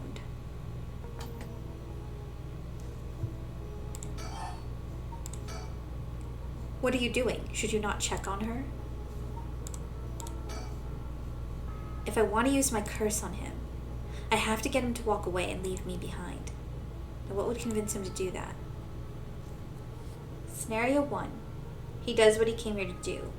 Scenario 2. He suddenly needs to be somewhere else. He's probably here for my curse stone, so I don't think I'd get out of Scenario 1 alive. Scenario 2 means hoping something will happen by chance, and luck is rarely on my side. So my only hope is Scenario 3. Something makes it impossible for him to stay. I don't have to keep him away forever. I just need to get him to walk away once.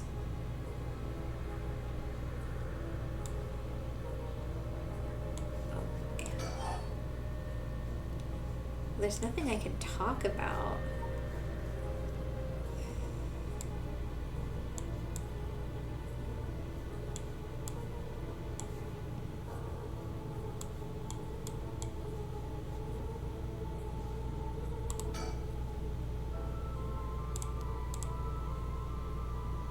He hasn't taken his eyes off me for a second. Even now, he's still staring right at me. Who the hell is he? Maybe if I focus, I can recall something useful. Takumi Yumioka. How the hell does he know me? It's not like I've been getting out much. I barely have a life outside of work. Wait, that's it. My work, that's how he knows me. I've never actually met him, so it totally slipped my mind. Okay. Secretary to the chairwoman of Hihaku Soaps. Covertly watch Shogo Okie at Kinshibori Park. Takumi is the secretary to the chairwoman of Hihaku Soaps, a chemical company headquartered in Sumida City.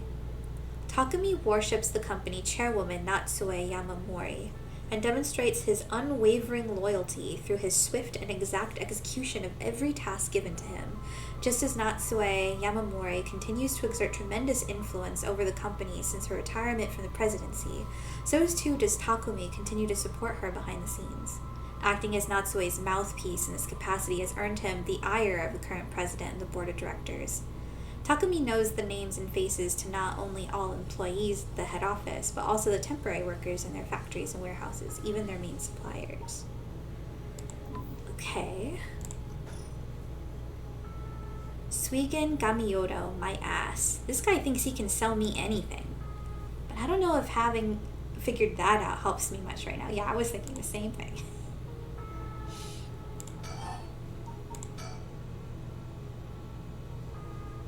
Suigen Gamioto, my ass. I know who you are. You work at Hihaku Soaps, just like me. You're the chairwoman's secretary. Well, that took you long enough. Your lack of company loyalty is frankly astonishing. Allow me to reiterate my request, then. Not as a stranger, but as your superior. Hey, we're not at the office. You don't get to push me around like that. Why is our chairwoman's secretary even out looking for curse stones anyway? I refrain from revealing myself precisely to avoid such questions, but I suppose needs must. Since the dawn of the Showa era, the land of Honjo was nurtured our company's growth and vice versa. It is our duty to ensure that curses do not take root in this land we know as our home. I'm not sure I buy that. Like many things, it is not a matter that concerns the rank and file. The chairwoman has no desire to spread fear through our beloved company's birthplace. Now, if that is all, I must insist that you hand me your curse stone.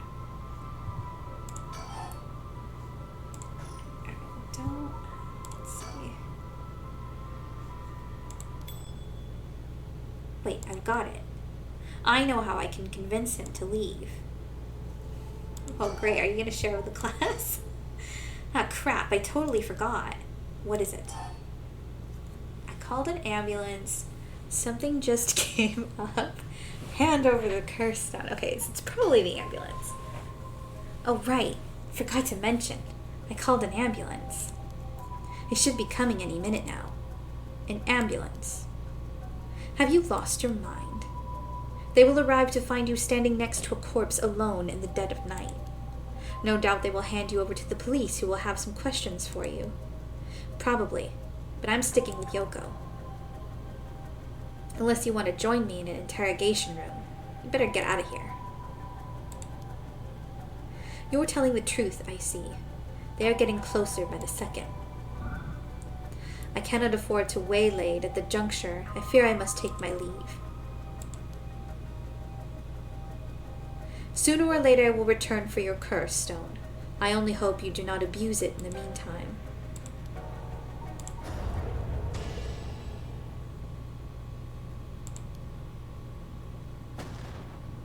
Shogo Okie, you dare...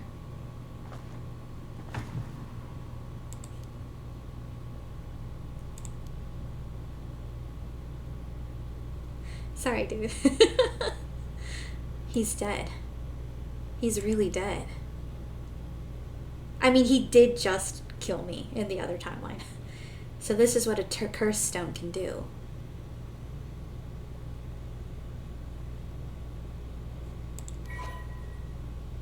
Curse Stone of the Whispering Canal has gained 1% soul dregs. God, 1%. And if he had a curse stone, curse stones are supposed to have more soul dregs, so that's a lot of souls gonna have to kill. I left the park immediately. I felt bad for leaving Yoko, but I couldn't stay there. The emergency medical services will probably take care of her body. Takumi's too. This will be all over the news tomorrow. But until then, at least I know she'll be in a safe place. Alright.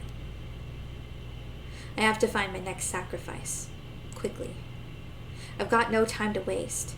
I need to find the other cursed bearers and collect their souls.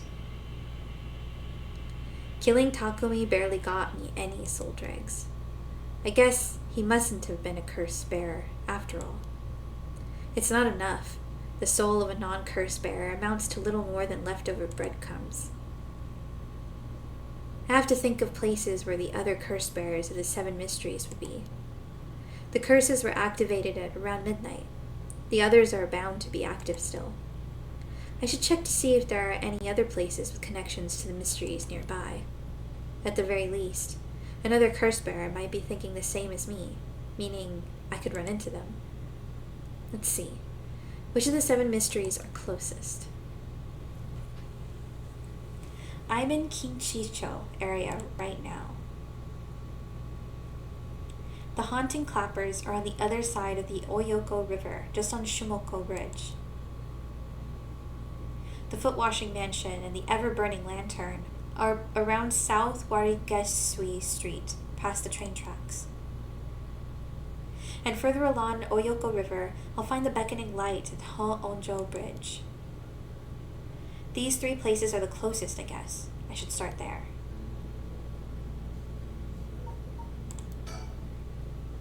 I'll collect the other curse bearers' souls before dawn and bring Yoko back to life. I should go to another location connected to the 7 mysteries. Okay. Let's start with the bridge.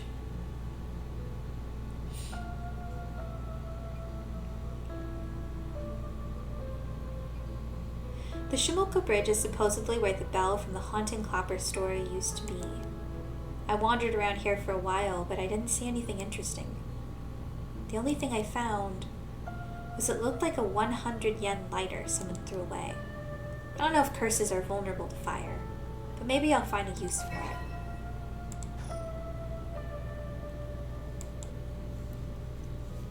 Oh, okay, there's like not even anything to explore here. Of course I didn't just find a lighter. There were a ton of cigarette butts strewn across the ground too. Seems like the place is well in need of some wooden clappers to warn about fire. There.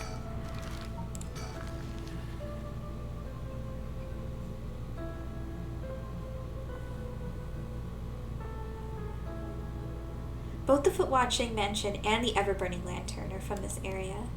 This late at night, even a road as big as this one is silent as the grave. Is it just me, or is it oddly dark around here? Could this be... Is the darkness the work of a curse? Have I already fulfilled its conditions to kill? Should I get out of here? Or should I stick around and figure out what I'm dealing with? I know it's past midnight, but it still seems oddly dark around here. And this feeling is the same as from before.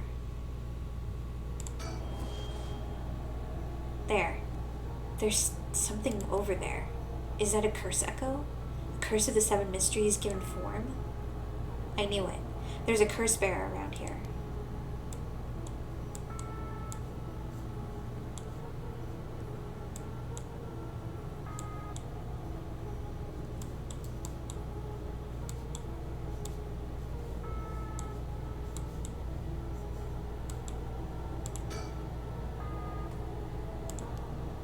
Is the curse bearer causing the darkness? It doesn't seem hostile. Is it trying to tell me to come closer? What should I do? No. Approaching it would be stupid. I should keep my distance. Decision time. What should I do? If I sit here like this, I risk fulfilling the conditions for that person's curse. It seems like I can still back out if I want. But do I want to? Wait, what if I use a lighter? No. That would be too simple. Oh boy, okay. Should I approach the curse echo or should I leave like a coward?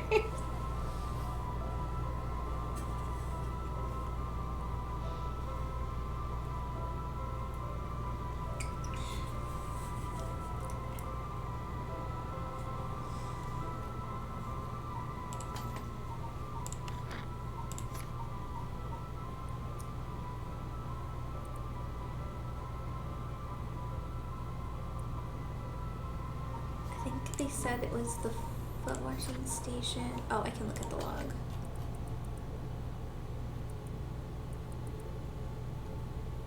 The foot washing station is the ever burning lantern. So it's probably the ever burning lantern that's in this area. Because one of them said another storytelling of this in which lantern always remains dark, refusing to be lit. But then there's another one where it said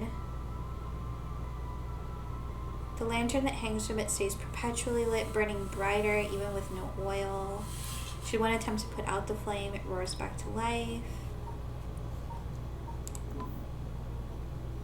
It's very strange so far, Pumpkin.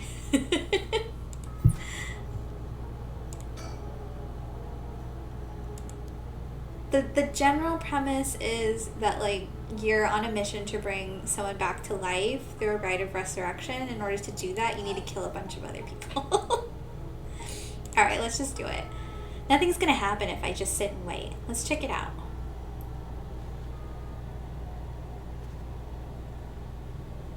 If I die, I can just do it again.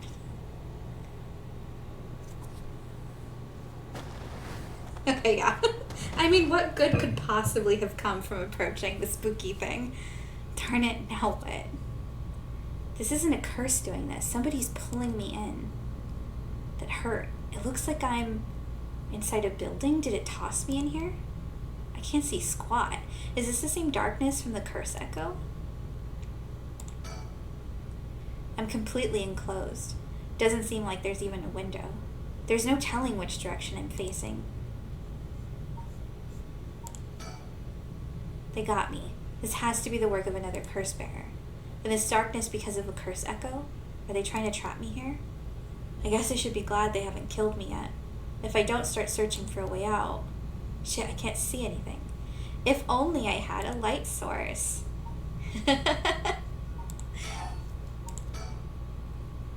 It was just on sale during the visual novel sale they had last week, which is why I ended up buying it. But I'm sure it'll go on sale again eventually. That's right, I still have the lighter I picked up earlier. Perfect, it works. Now I can make out my surroundings a bit better. What the? Something... Drat, he's got a light. That ruins everything. Is someone there? Are you a curse bearer? It's over. Time to get out of here. Should I? I'm just gonna try. Let's see.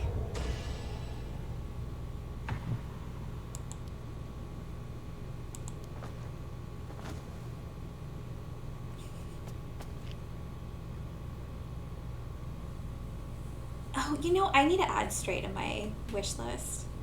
I'm gonna do that right now. Huh.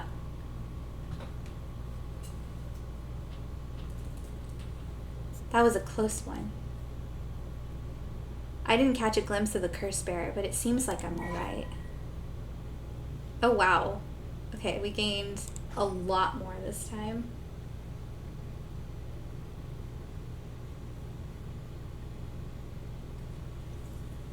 Now there's a mod to make the stray kitten into Tater Tot the small kitten. Aww. Does that mean I can have a mod made? Oh my god, yeah, if I could make it look like one of my cats, that would be amazing. His curse must have had something to do with light and darkness. My guess would be the ever-burning lantern. So there's a connection between the 7 mysteries and the way their curses work. That might be useful to know. Okay, I doubt there's going to be anything else here. So let's keep going.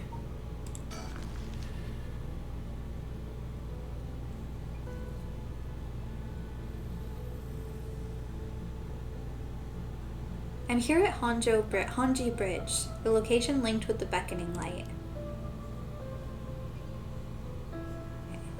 Let's look around first.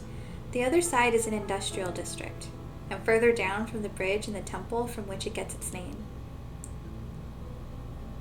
Yeah, I had heard that like the mystery mechanics were similar to like Ace Attorney or the Nonary games like 999 Zero Escape, etc. And that this spookiness, look a little bit of overlap with Danganronpa, but I would say tonally this is very different from the Danganronpa series. Hardly anyone's around. Not surprising, seeing as it's past 2 in the morning. It feels like the whole world's gone to sleep.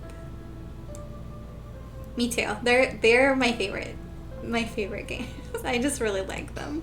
They're like my comfort series. Someone standing on the bridge, silhouetting themselves against the sky. Oh, wait. Fine, I'll go first. Whoa. I see. Interesting. Well now, this is a surprise. I could not put it down. My brother was the one who introduced me to the series, so I started playing them. Was it on the Game Boy Advance or was it on the DS? I don't know, but it was like the older ones. And I played the Great Ace Attorney series just a couple, or like, was it last year or the year before? Yeah, I noticed that when you followed. I wasn't sure if you wanted me to call you T or if you wanted me to call you by your Twitch handle. Whichever one is fine with you. Who are you? If you've got the wrong guy, just say so. I think I started on the DS, but it might have been... Yeah, I can't remember which one it was for me. It was whatever one is older. Okay, good to know. Come now. It won't hurt you to at least tell me your name.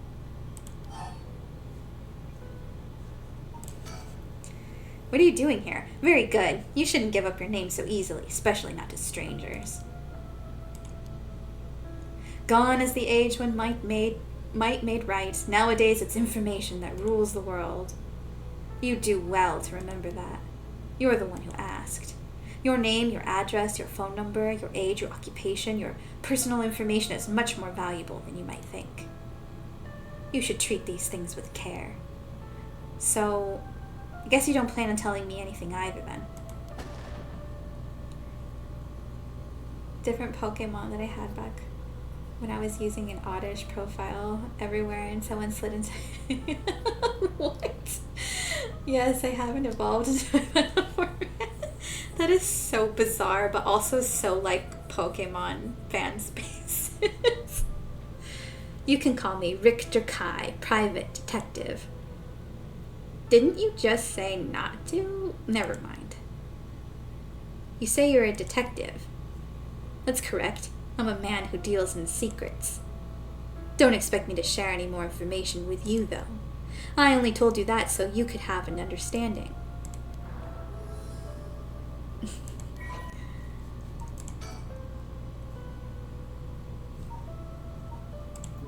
He has hair goals. What's a detective doing around here? Working, that's all I'll say about that. Vileplume. Now I always... Do you like Vileplume more than Blossom? Because I think I do.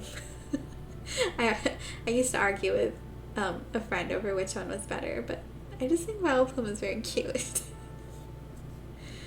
I could ask you the same thing, though. This seems like a strange place to stop. What brought you here? Yeah, same. Like, all of the Oddish evolutionary chain is very good, but Especially like remembering the anime with Vileplume. It's just so adorable. Okay, wait, what did he just ask me? What brought you here? I saw a strange man. I see. Then let me ask a different question. Why did you go out of your way to strike up a conversation with that strange man? I'm looking for someone? I figured it was worth seeing if you knew anything.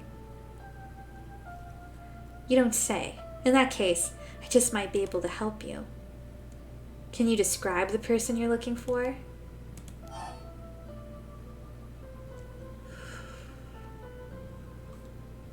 I mean, it seems really stupid to say that. No, don't worry about it. I think I'm in the wrong place anyway. If you ever need a hand, I'd be happy to help. It's all in a day's work for an investigator extraordinaire. Thanks. I'll try looking somewhere else for now. Really. Well, I'm sorry I couldn't be of any more help. Ah, that's right, I meant to ask. Do you have a light on you? A light? You mean for cigarettes? Well, I've got this cheap one I picked up, but that's it. Oh, no, this'll do nicely. Are you sure?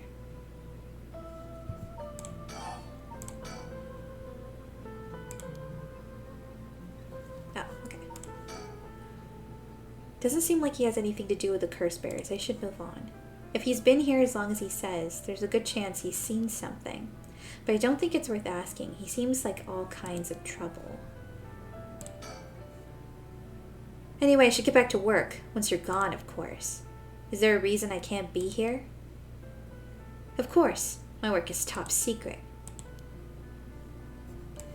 Okay, is there anything else I can do? Honji Bridge has a pretty unusual structure. The ends are stone, but the middle is steel. The Oyoko River beneath it is actually a canal that was dug during the Edo period. Anything else I can do?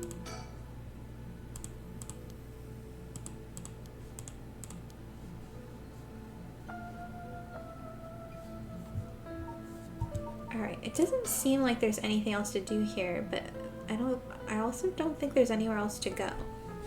Okay, I've had a look around the area. I should head somewhere else now. Where to next? First, around Midoricho Park, at the end of South Warige Sui Street in the Taiko Suguru. North of there is a school called Komagato High School at the location of the Fool's Procession. It should be around here. Okay, well this is closer.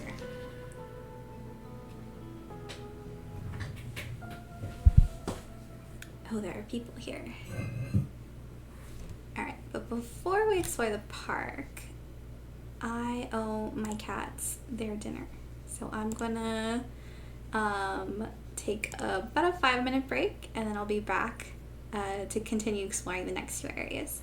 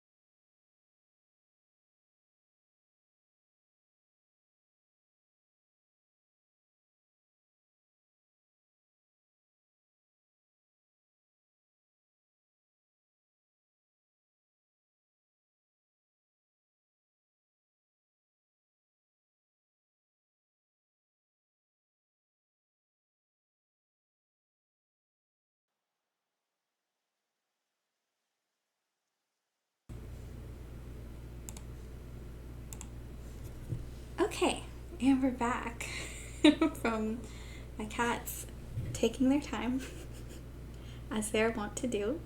So we've arrived at a new location. There's clearly some people here, possibly gonna reap another soul. We'll see how it works out. This is Midoricho Park, location of the Taiko of Sugaru, one of the 7 mysteries. Huh? Someone's there. 2 men. One middle-aged, the other a young adult, talking to each other. There's a good chance that one of them could be a curse bearer. I'll try to scope things out without being spotted. To pick up their conversation from this distance, I'll have to focus in and watch them for a while, I think. If it looks like I'll be spotted, I'll quickly hide behind a tree to move out of the line of sight.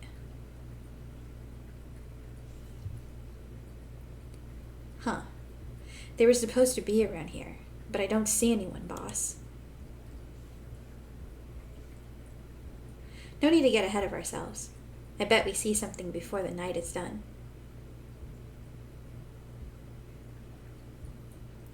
Maybe you're right, but still, the 7 mysteries. Huh? Was there a noise from behind us just now? Hey, who's there? Yeah, we sure did a good job hiding.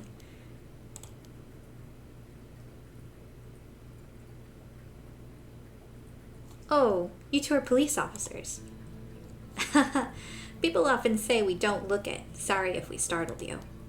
I'm sure there's no problem, but we'll have to ask you some questions as procedure. Oh, I'm Jun Irio. I'm from the Metropolitan Police Department Investigative Division.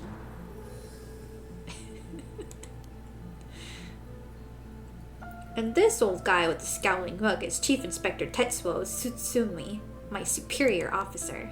You wouldn't guess from that frown, but he actually has quite the sweet tooth. Irio, quit blabbering.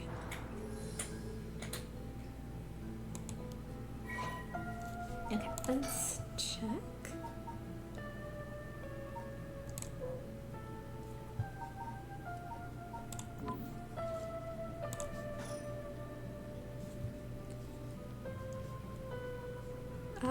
He's more talkative, so let's start with him.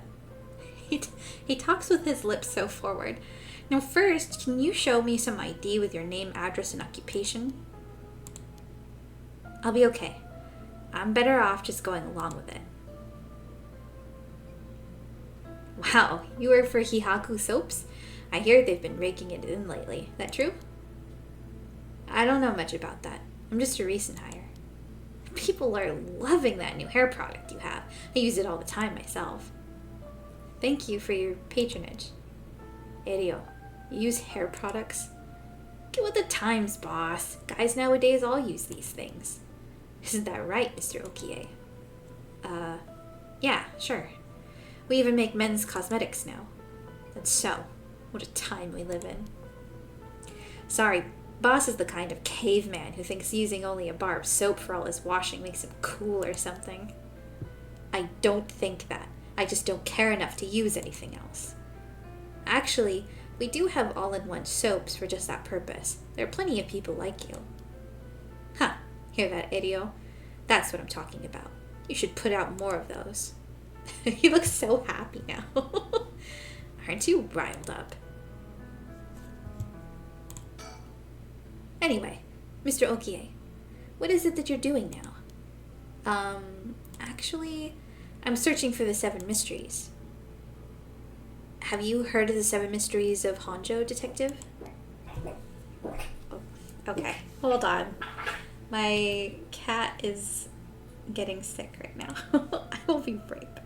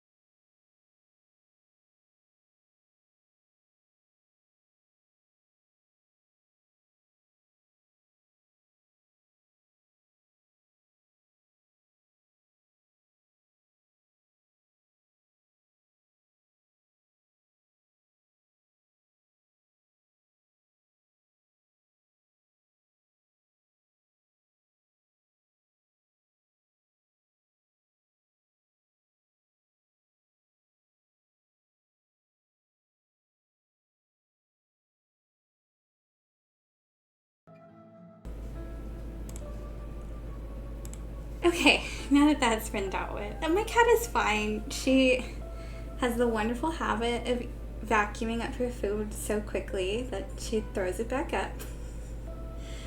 Because she's a sweet little angel baby. So this is a pretty common routine. She will get fed again later after her tummy settles. She's just lying on the floor dramatically now. Like, I'm hungry again. Will you feed me now? Yeah, very, very, very typical. She threw up in like the worst spot too. That was disgusting, but it has been dealt with. Where were we here? Yeah, I've heard of them. We were just talking about them a minute ago. Thank you, Icy Slav Cat, for following me. I hope you're having a good day. A girl I know was into them. That's how I got interested. I see. I seem to remember even Miroricho Park had one of the mysteries associated with. What was it again? Oh, that's interesting. Should we tell him the truth? Oh, actually, Miroricho. I don't know which one that one is. Let's find out.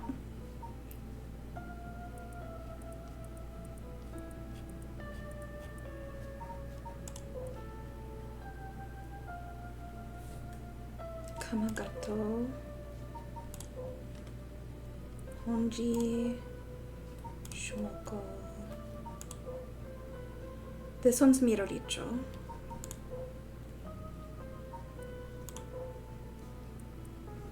Ryokoku. Yeah, so it's Taiko of Sugat.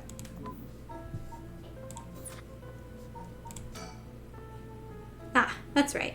The Taiko of Sugaru. This whole area used to be the residence of the Sugaru, a clan of samurai. So that's why you were hanging around in the middle of the night. Discover anything interesting? No, nothing. Though I admit I haven't been looking into these things too hard. Right. I think I understand your situation. Thank you for your answers. Now it's quite late, so you'd best be heading home. But what if I still want to talk?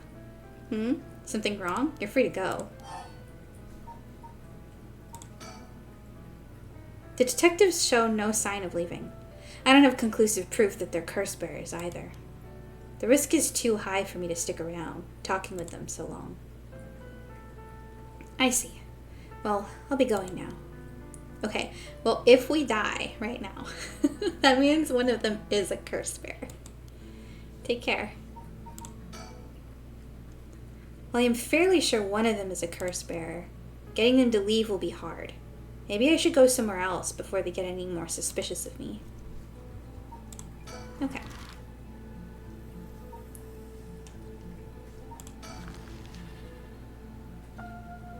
Okay, well, we were able to walk away at least. We can always go back there later. Here I am at Komagata High School.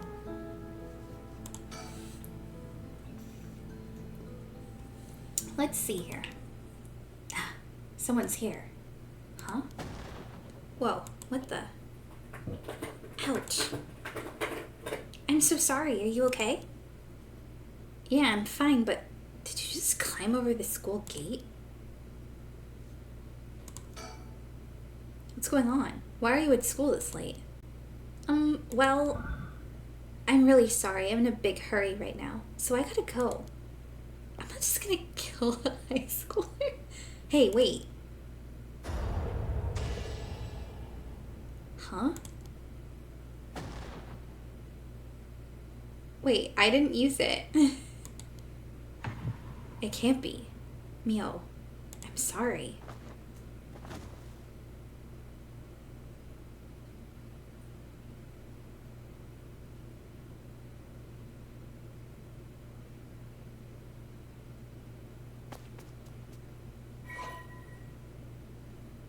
Okay, so we went from 30 to 36. So, I mean, it's possible she had a curse stone, but I didn't push the, you saw me, I did not push the curse button. I did not try to kill that girl. I killed her. Nice. She was a cursed bearer. This is working. Well, that's his takeaway. I just have to keep it up. How many more do I need? 1, 2.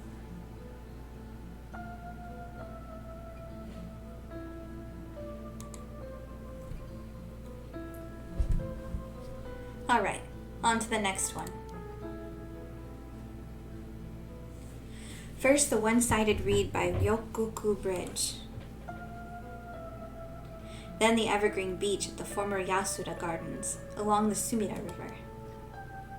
Finally, Sumida River.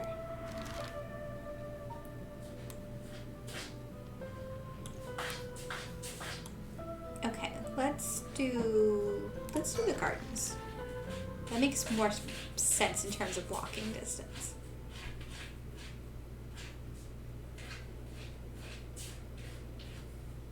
The former Yasuda Gardens. There's some kind of incident here recently, so the entrance was closed off. But it was easy enough to sneak in since there are no guards this time of night. However, it feels like weird being in this magnificent gardens after hours. There's not a visitor or groundskeeper in sight. The Ryogoku Public Hall is also on the grounds. Its eye-catching structure makes this place feel even more otherworldly.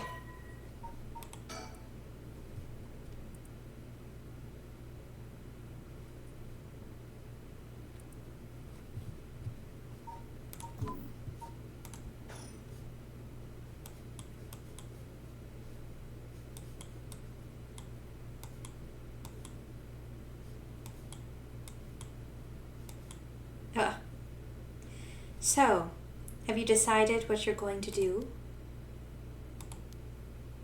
with your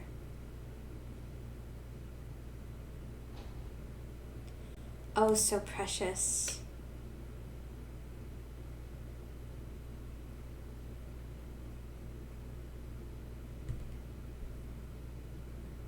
cursed stone?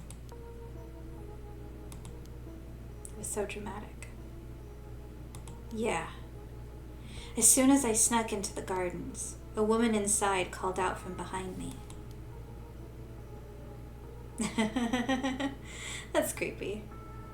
I've been waiting for you. I have a curse stone. Her sudden proclamation had me at a loss for words, so the woman continued. I have you in a position where I can use my curse on you whenever I please. If you hand over your curse stone, I will at least spare your life. In that moment, all I could squeeze out in reply was, let me think about it. Which brings us to now. Alright. Damn it. Did I expose myself somehow? She said she can use her curse on me any time. I guess I've already fulfilled its conditions. It could be a bluff, but since she seems to have information on me, it's probably true. I can't hand over my curse stone. I need to figure out how her curse is activated and find a way out of here. For now, maybe I can get some information by talking about something that catch her interest. Okay, wait. What is the gardens?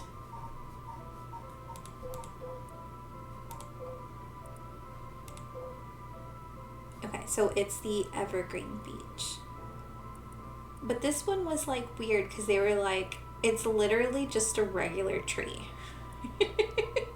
Just an ordinary evergreen tree. So I don't know what the conditions would be. Don't tell me you still haven't made up your mind.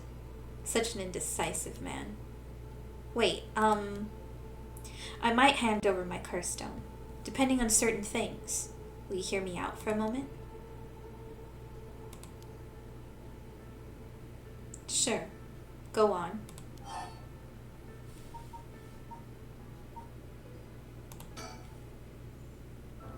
If you take my curse stone, what are you going to do with it? With your curse stone? It's brimming with soul dregs, isn't it? It's already killed so many, no? How does she know so much? I'd like to avoid such crude methods myself. 7.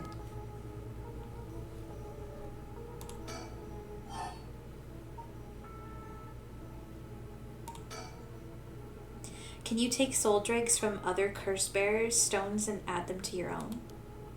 Who knows? But you have to admit it's worth trying. So basically, you want soul dregs, but you steal the ones others have gathered because you don't want to get your own hands dirty. You're half right, but half wrong too. I don't mind getting my hands dirty. I just want to end this little trouble as possible. Understand?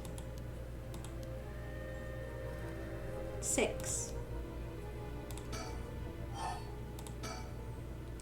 You want soul dregs. Does that mean you're after the rite of resurrection too?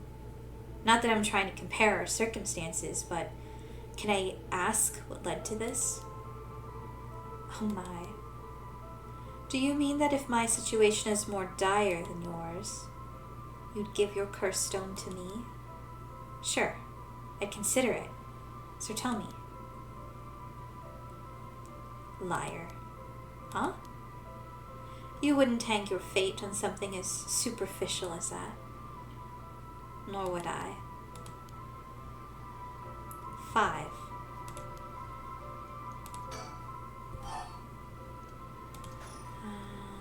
Let's look.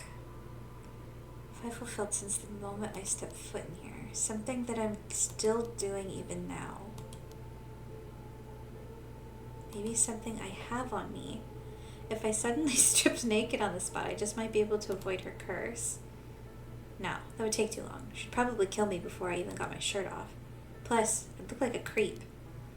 The other possibility is that the condition has to do with the location we're in.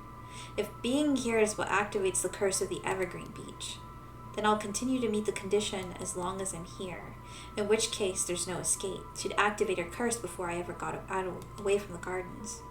I'm sure I'd recognize it after seeing it off, but it's not like I'd get to do things over. So if I can't figure out her curse, I'll have to set off my own. I don't see how I can make her leave, though. Now, not while she has the upper hand. All I can think of is to make her use her curse. Damn it. There's no way I could counterattack after she curses me.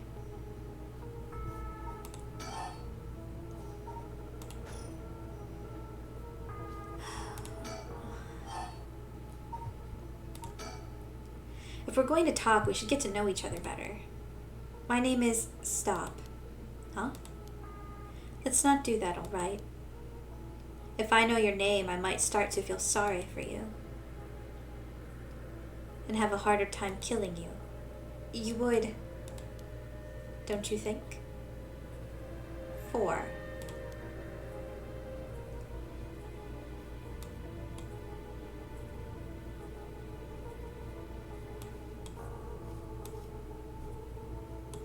I can't turn around because she will kill me. When in her 30s, she has a refined air about her. She still is brought up in a family of high social standing, but I also sense a shadow hanging over her. Wonder if it has to do with this place.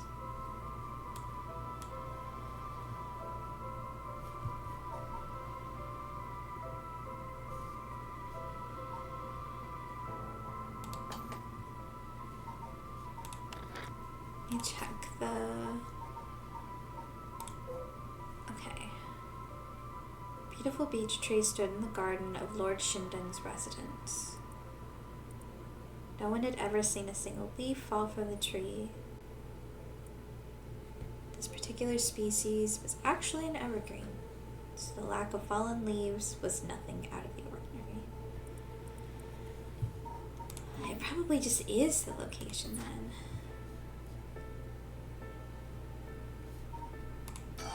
And these are the only items that I have.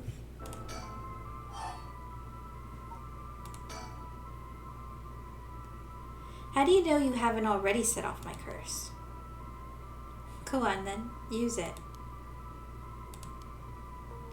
If I had, you could have activated it without all that bluster. And yet, here you are. Damn. Did she already know about it? Or about that student from before? But if she already knows what would activate it, she wouldn't hide it. Because if you know what activates my curse, there's no way you would set it off yourself. So she must not know yet. I still have a chance. Listen. I don't want you to get the wrong idea. About what? Talking like this instead of killing you immediately. It's just a whim of mine. What I mean to say is that you are never in a position to bargain. 3.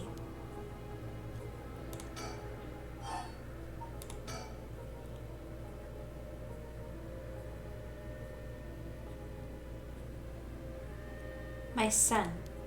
What? He'd be in 6th grade now. If he were still alive. Ah. When I'm one of the big kids, I'll help look after the 1st and 2nd graders, he'd say. He always had a strong sense of justice and responsibility. He wouldn't stand by when he saw other kids being bullied. He'd defend them, even if he was no match for the bully himself. He'd often come here in tears, but only because he was sad that he wasn't strong enough to save others. He wanted to be a policeman when he grew up. Okay, I get it. I've heard enough. Oh, it's enough for you. Yeah, hearing such a sad story just makes me all the more sorry that I haven't changed my mind. I see. So even after what I told you. 2.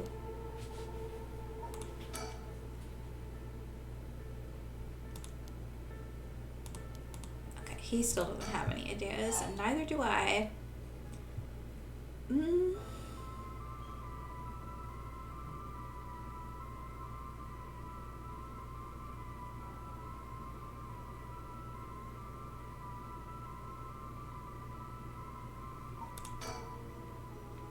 But what if you just tell me your name? Why? Well, I need to call you something. Then call me ma'am. Huh? Alright, ma'am. Yes, what is it? This is bad. She's completely running the show here.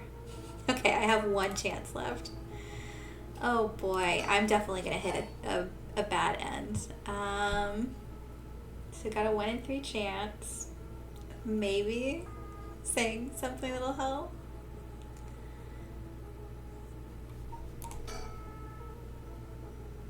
You actually can't kill me, can you? That strange countdown from before, too. It's all just a bluff to threaten me. I don't give in to threats, so why don't you give this up, and if that's the case, give it a try then.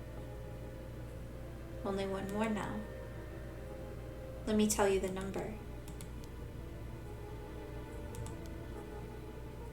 Such a shame. What? This is the end for you.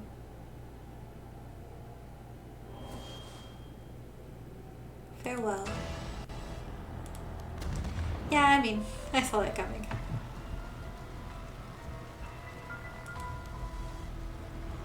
Of course, that's what it was. That guy, damn it. He must have been following me. But it's already too late.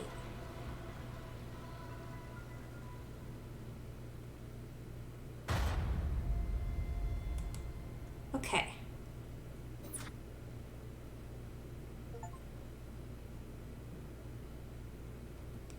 My, alien, you seem to have arrived at a less than favorable result.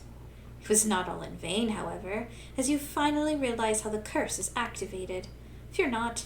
You may have as many attempts as you please from the conversation with the lady. Very well. Remember how to ward off the curse when you return. But bear in mind, Shogo Okie has no way of realizing it himself, so you must react for him. So, if those of you here didn't see that guy because I met him at the very beginning. That's kind of like the framing narrative, is that you, the player, are like playing through these people's experiences to the magic of color television. And that guy seems to know ahead of time what's going to happen. So he's just the narrator. Friendly little narrator guy. Okay.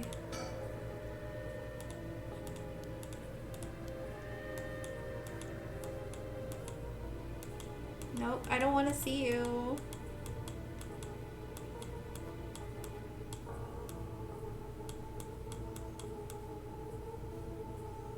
Can I just ignore you? What's his name? No, that doesn't do anything. Okay. Don't tell me you still haven't made up your mind. Such an indecisive man. Wait, I might hand over my... Okay, so this is recycling the dialogue from earlier.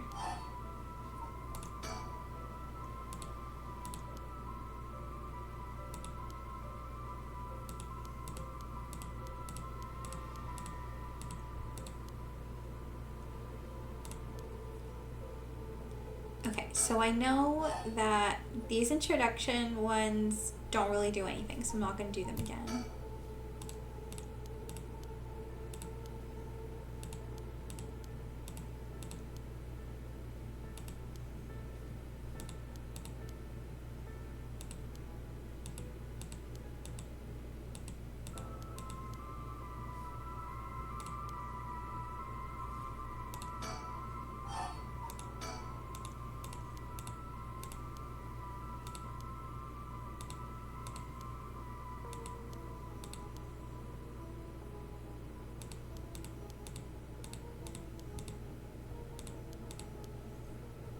Now that we've talked a little, I'm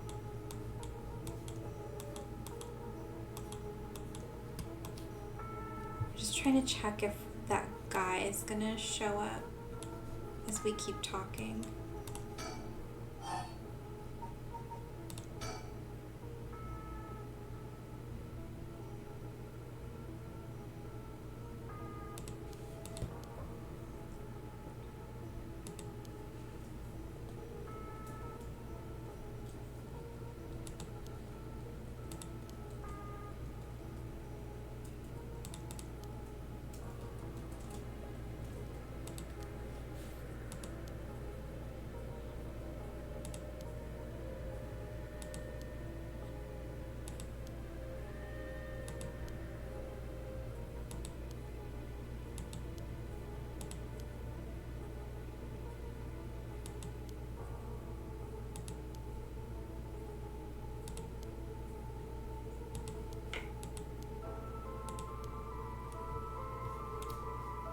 Okay, there's 4 left.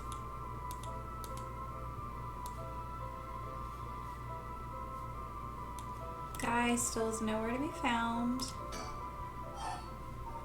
Okay. You still won't hand it over. Oh, okay. That one's just a complete dead end.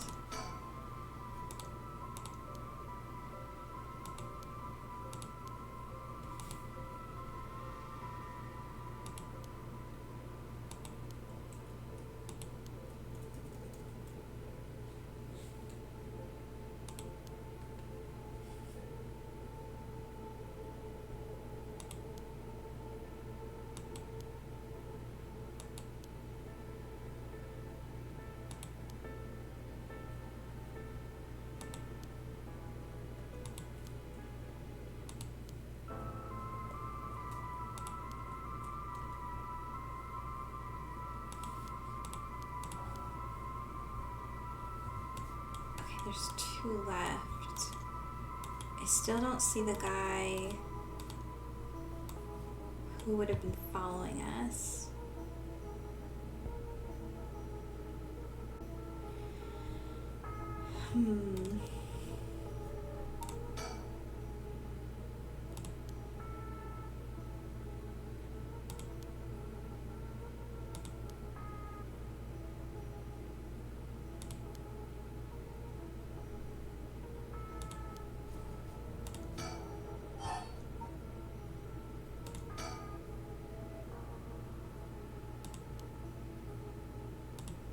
this is still repeat.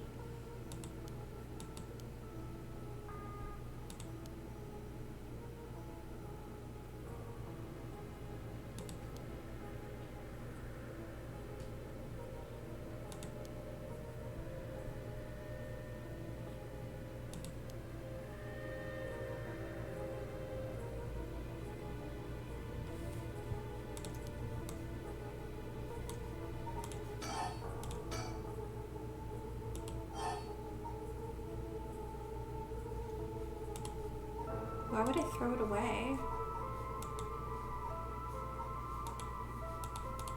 Well, it's the only option I have here. Why did I suddenly get the impulse to do that?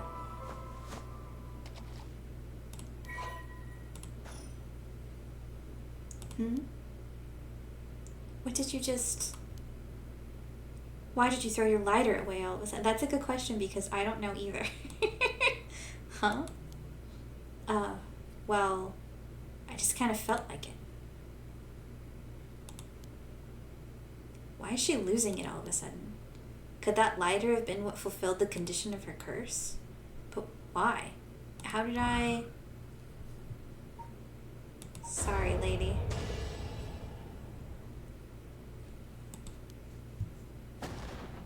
This can't be. My Shuichi.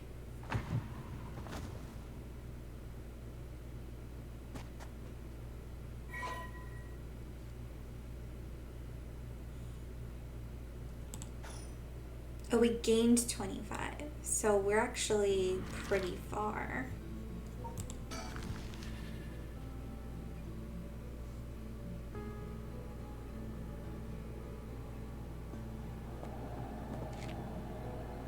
Hey, yeah, quick question for you. What the? Sorry this is so sudden, but I've got to ask. You don't mind, do you? Are you a curse bearer? What? Okay, so this is the foot washing place. Is this his curse echo? What else would it be? Making it obvious that he's a curse bearer himself. What's he trying to pull? Maybe he's confident that he can activate his curse before I activate mine. Gotta be careful. How should I respond here?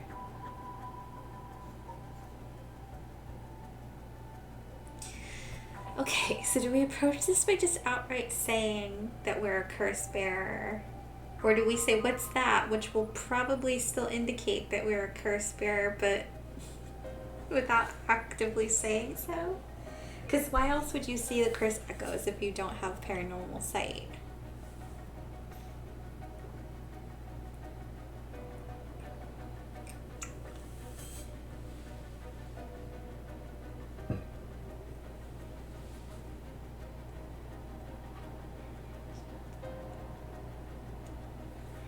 You know what? I'm just gonna go for it. Yeah, I'm a curse bearer too.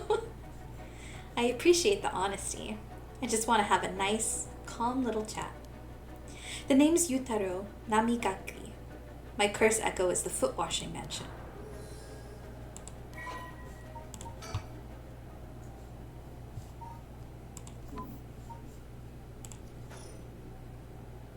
A chat? I'm not going to curse first and ask questions later just because we're both curse bearers. I've got a little more class than that. I hope you're smart enough to extend me the same courtesy. I mean, there's no harm in pretending, at least. Fine. Chat away. Thank you. Good to know I'm dealing with someone reasonable. The large bridge here is called Ryokoku Bridge. Crossing the river leads to Nihonbashi Bakurocho in Troll City.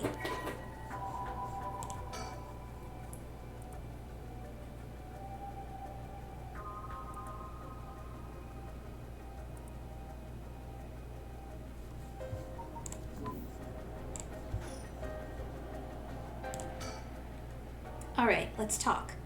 What do you want? Right, I'll cut to the chase. Will you join forces with me? Join forces? To gather soul dregs?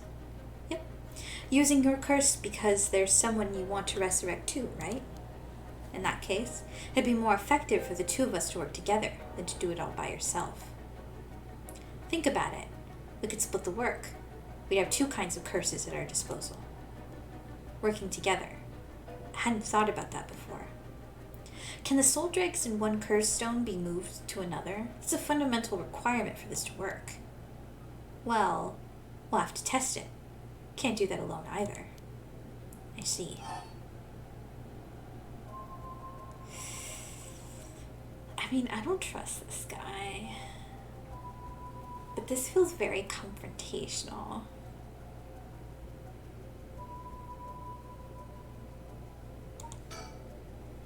Alright then. If working together helps us both get what we want, maybe it's not a bad idea. Thanks. Glad to be dealing with someone who can think things through rationally. But there's something I need to know in advance. Tell me. How many soul dregs do you have right now? He doesn't have any, does he? Right. I have some, of course. I am more than competent, after all. I'm asking you how many. I'm at 1%, but don't worry about it. My curse is so easy to activate, I'll have plenty in no time. I bet you haven't managed to get any of your own, have you? I'm at 92%. Huh? Say what?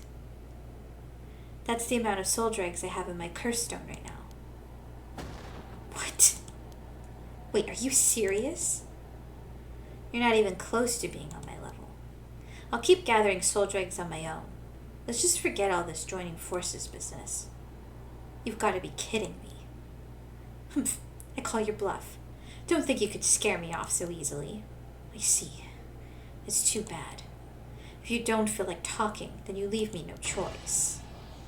I even gave you a chance to come out of this alive. Real shame you're just gonna waste it. What are you... What the... Is this the voice of the curse echo? Among the 7 mysteries, the resentful memory of the foot-washing mansion is particularly strong. You can't block it out by plugging your ears. As soon as you hear the voice of my curse echo, it's the end of you. Damn it.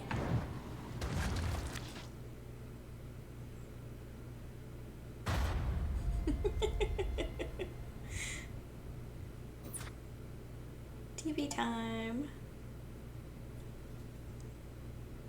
My, alien, you seem to have arrived at a less than favorable result. This is mere conjecture on my part, but you have a way to evade curses that no one else is capable of, do you not? Fear not.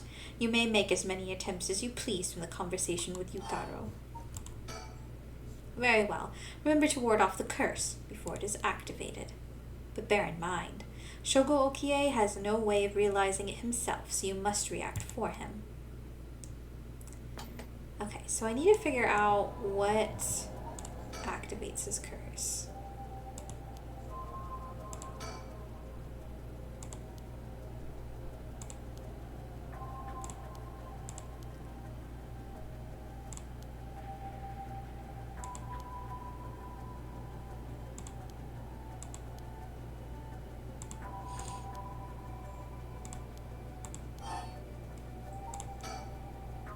Sorry, but there's no way I can accept your offer until I know that. Who's to say you won't run away while we're in the middle of testing it? Well, you're just going to have to trust me. Or do you think you can collect them all yourself? I'm at 92%. Say what? Okay, now this is the same.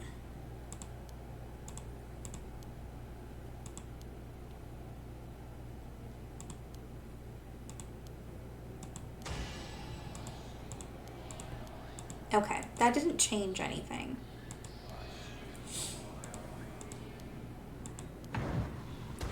Okay, so it's activated by us hearing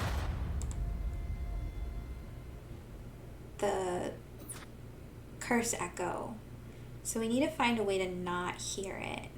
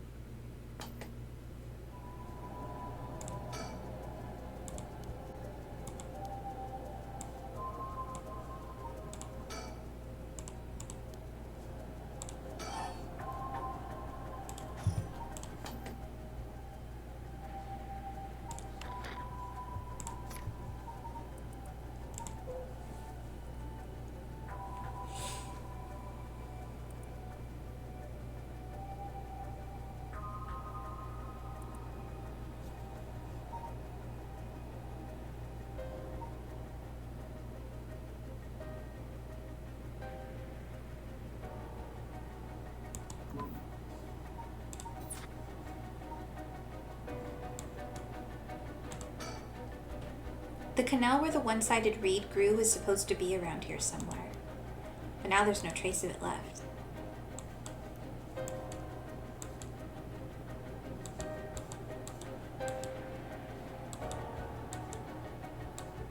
What?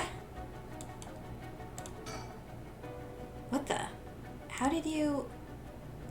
Oh, don't mind me. Yutaro said he wants to talk. You'd better answer quickly. Well, you know what? No, I don't. Who the hell are you? There's a woman behind him.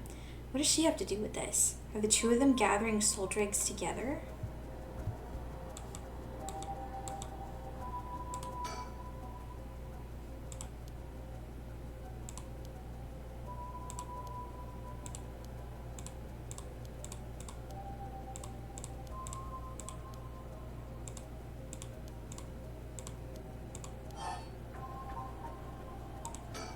Okay, this probably is not going to be the answer. I was hoping it would give me an option to ask him about the woman.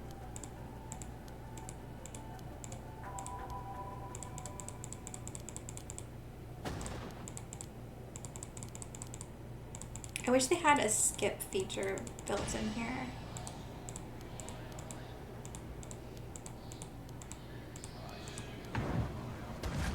Okay. So I didn't have any other options for talking to the woman. But there's definitely something going on with her being here.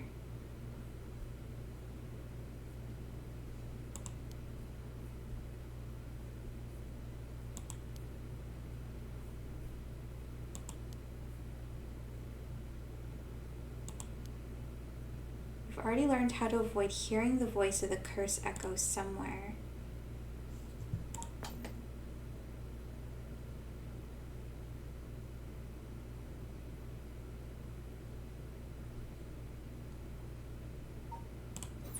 I don't remember that. Should probably figure out how to do that. Okay.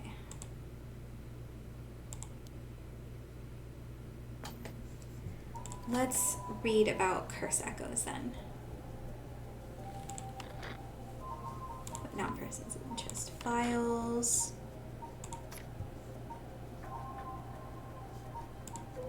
Okay. Curse echoes are visual manifestations of curses. They do not always take the same shape. Curses are made tangible, but what are known as curse drags. Curse echo is in itself a curse, and a possessed curse spirit can inflict that curse upon others at will. A curse that comes with a curse echo is considered very powerful. Ordinarily, those with no spirit sense would not be able to perceive a curse echo, but anyone... Okay, so that doesn't tell me about how to not hear them.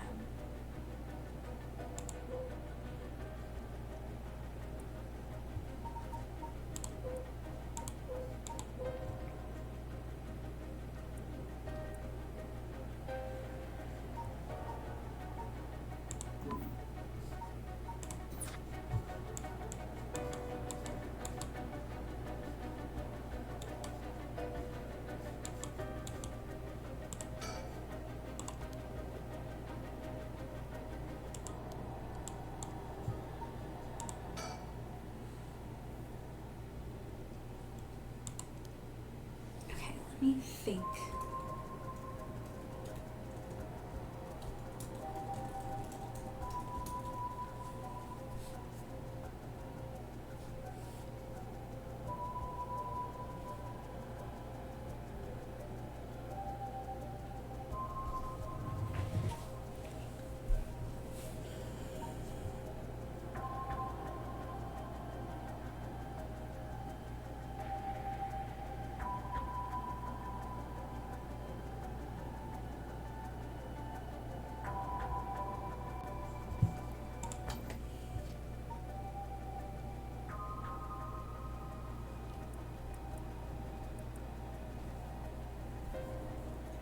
You've already learned how to avoid hearing the voice of the curse echoes somewhere.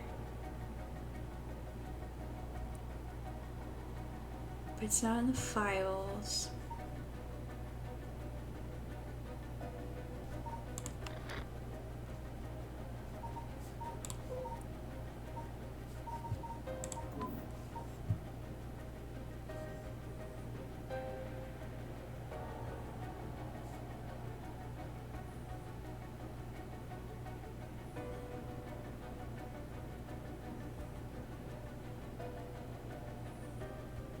Is it like a meta clue?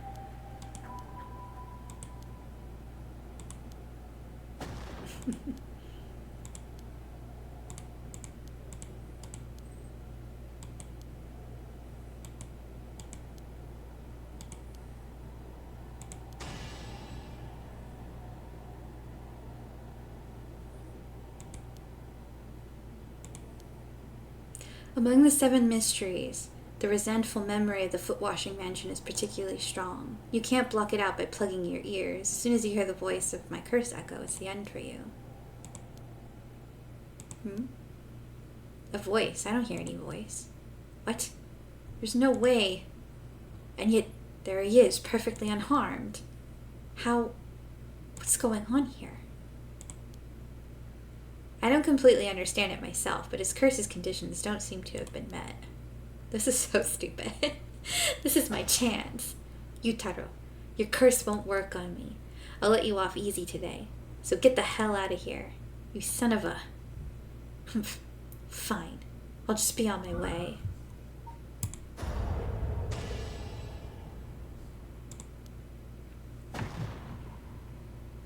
Why? How? Is this... She's just leaving. She's like, bye. Okay, we got 20%.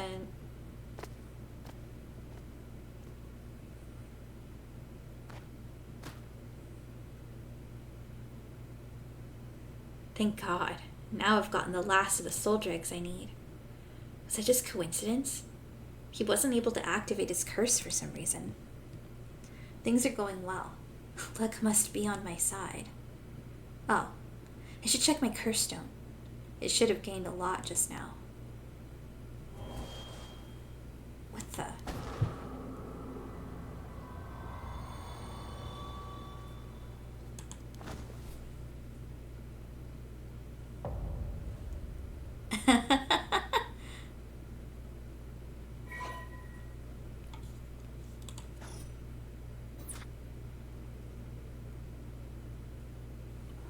No, Toffee, don't jump up here.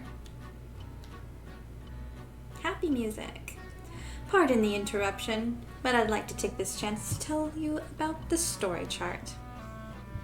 This is a screen which will appear when you open the story chart. From here, not only can you see the overall structure of the current story, you can also progress along different branching routes by playing past stories over again. We could call this exactly the power that Shogo Okie had sought after.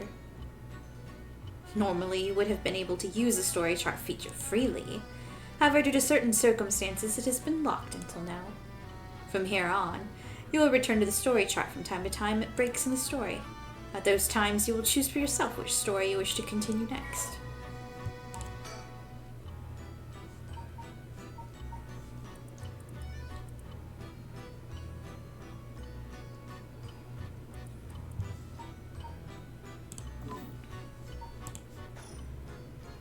By the way, should you use the story chart to replay a past event, do you know what you must do and where?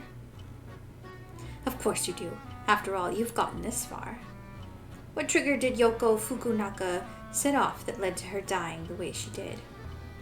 You've come this far several times, so I have every confidence you will be all right. As long as you make sure not to do that thing. However, like with the lighter and voice earlier, Shogo Okie has no way of knowing that himself. Ah, on that note, I am curious. Have you determined how many people Shogo Okie has killed with his curse? Okay.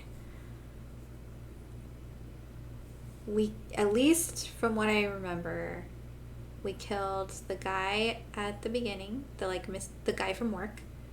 We killed the guy in the warehouse. We killed a high school girl. We killed the woman, and we killed this guy with glasses. So it's 5 people.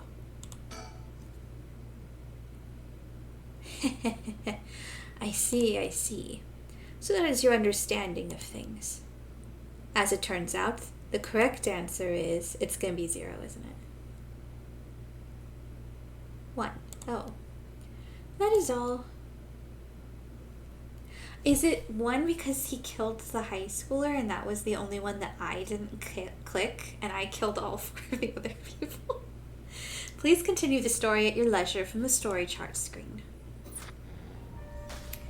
Okay, I think this is a good stopping place. And then next time I'll pick up with whatever this alt route is. So let me change my scene really quick.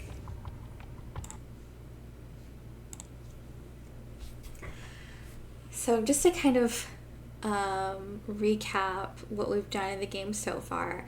At the beginning, Yoko told us this whole thing about the rite of resurrection because she wanted to bring her poor puppy back to life, and then she died. So Shuro just took it upon himself, like, I'm going to try to bring her back to life, and then ruthlessly murdered a bunch of people because they are also curse bearers and have the ability to kill him too, so that makes it okay, I guess. Aside from that, why he dies after he gets enough soul dregs is an interesting question, because it could be that the rite of resurrection isn't real, it doesn't work. Maybe Yoko had enough soul dregs and that's why she died in the moment she did, even though she thought maybe it would work. I don't know. Lots of questions for next time. Thanks everyone who stopped by. Let's see, we had T earlier, King of Oceans. I know there were a few people lurking earlier as well, and we had a follow earlier too. So thanks everybody for hanging out with me. I'm not going to stream tomorrow because I have movie night, but I will probably be back on Thursday with more of this game. And at least I know by Sunday I will be back to doing some crosswords. What I do in between that time, it's kind of up in the air. But for now, I'm going to go ahead and head out. Have a good night, everybody. Take care.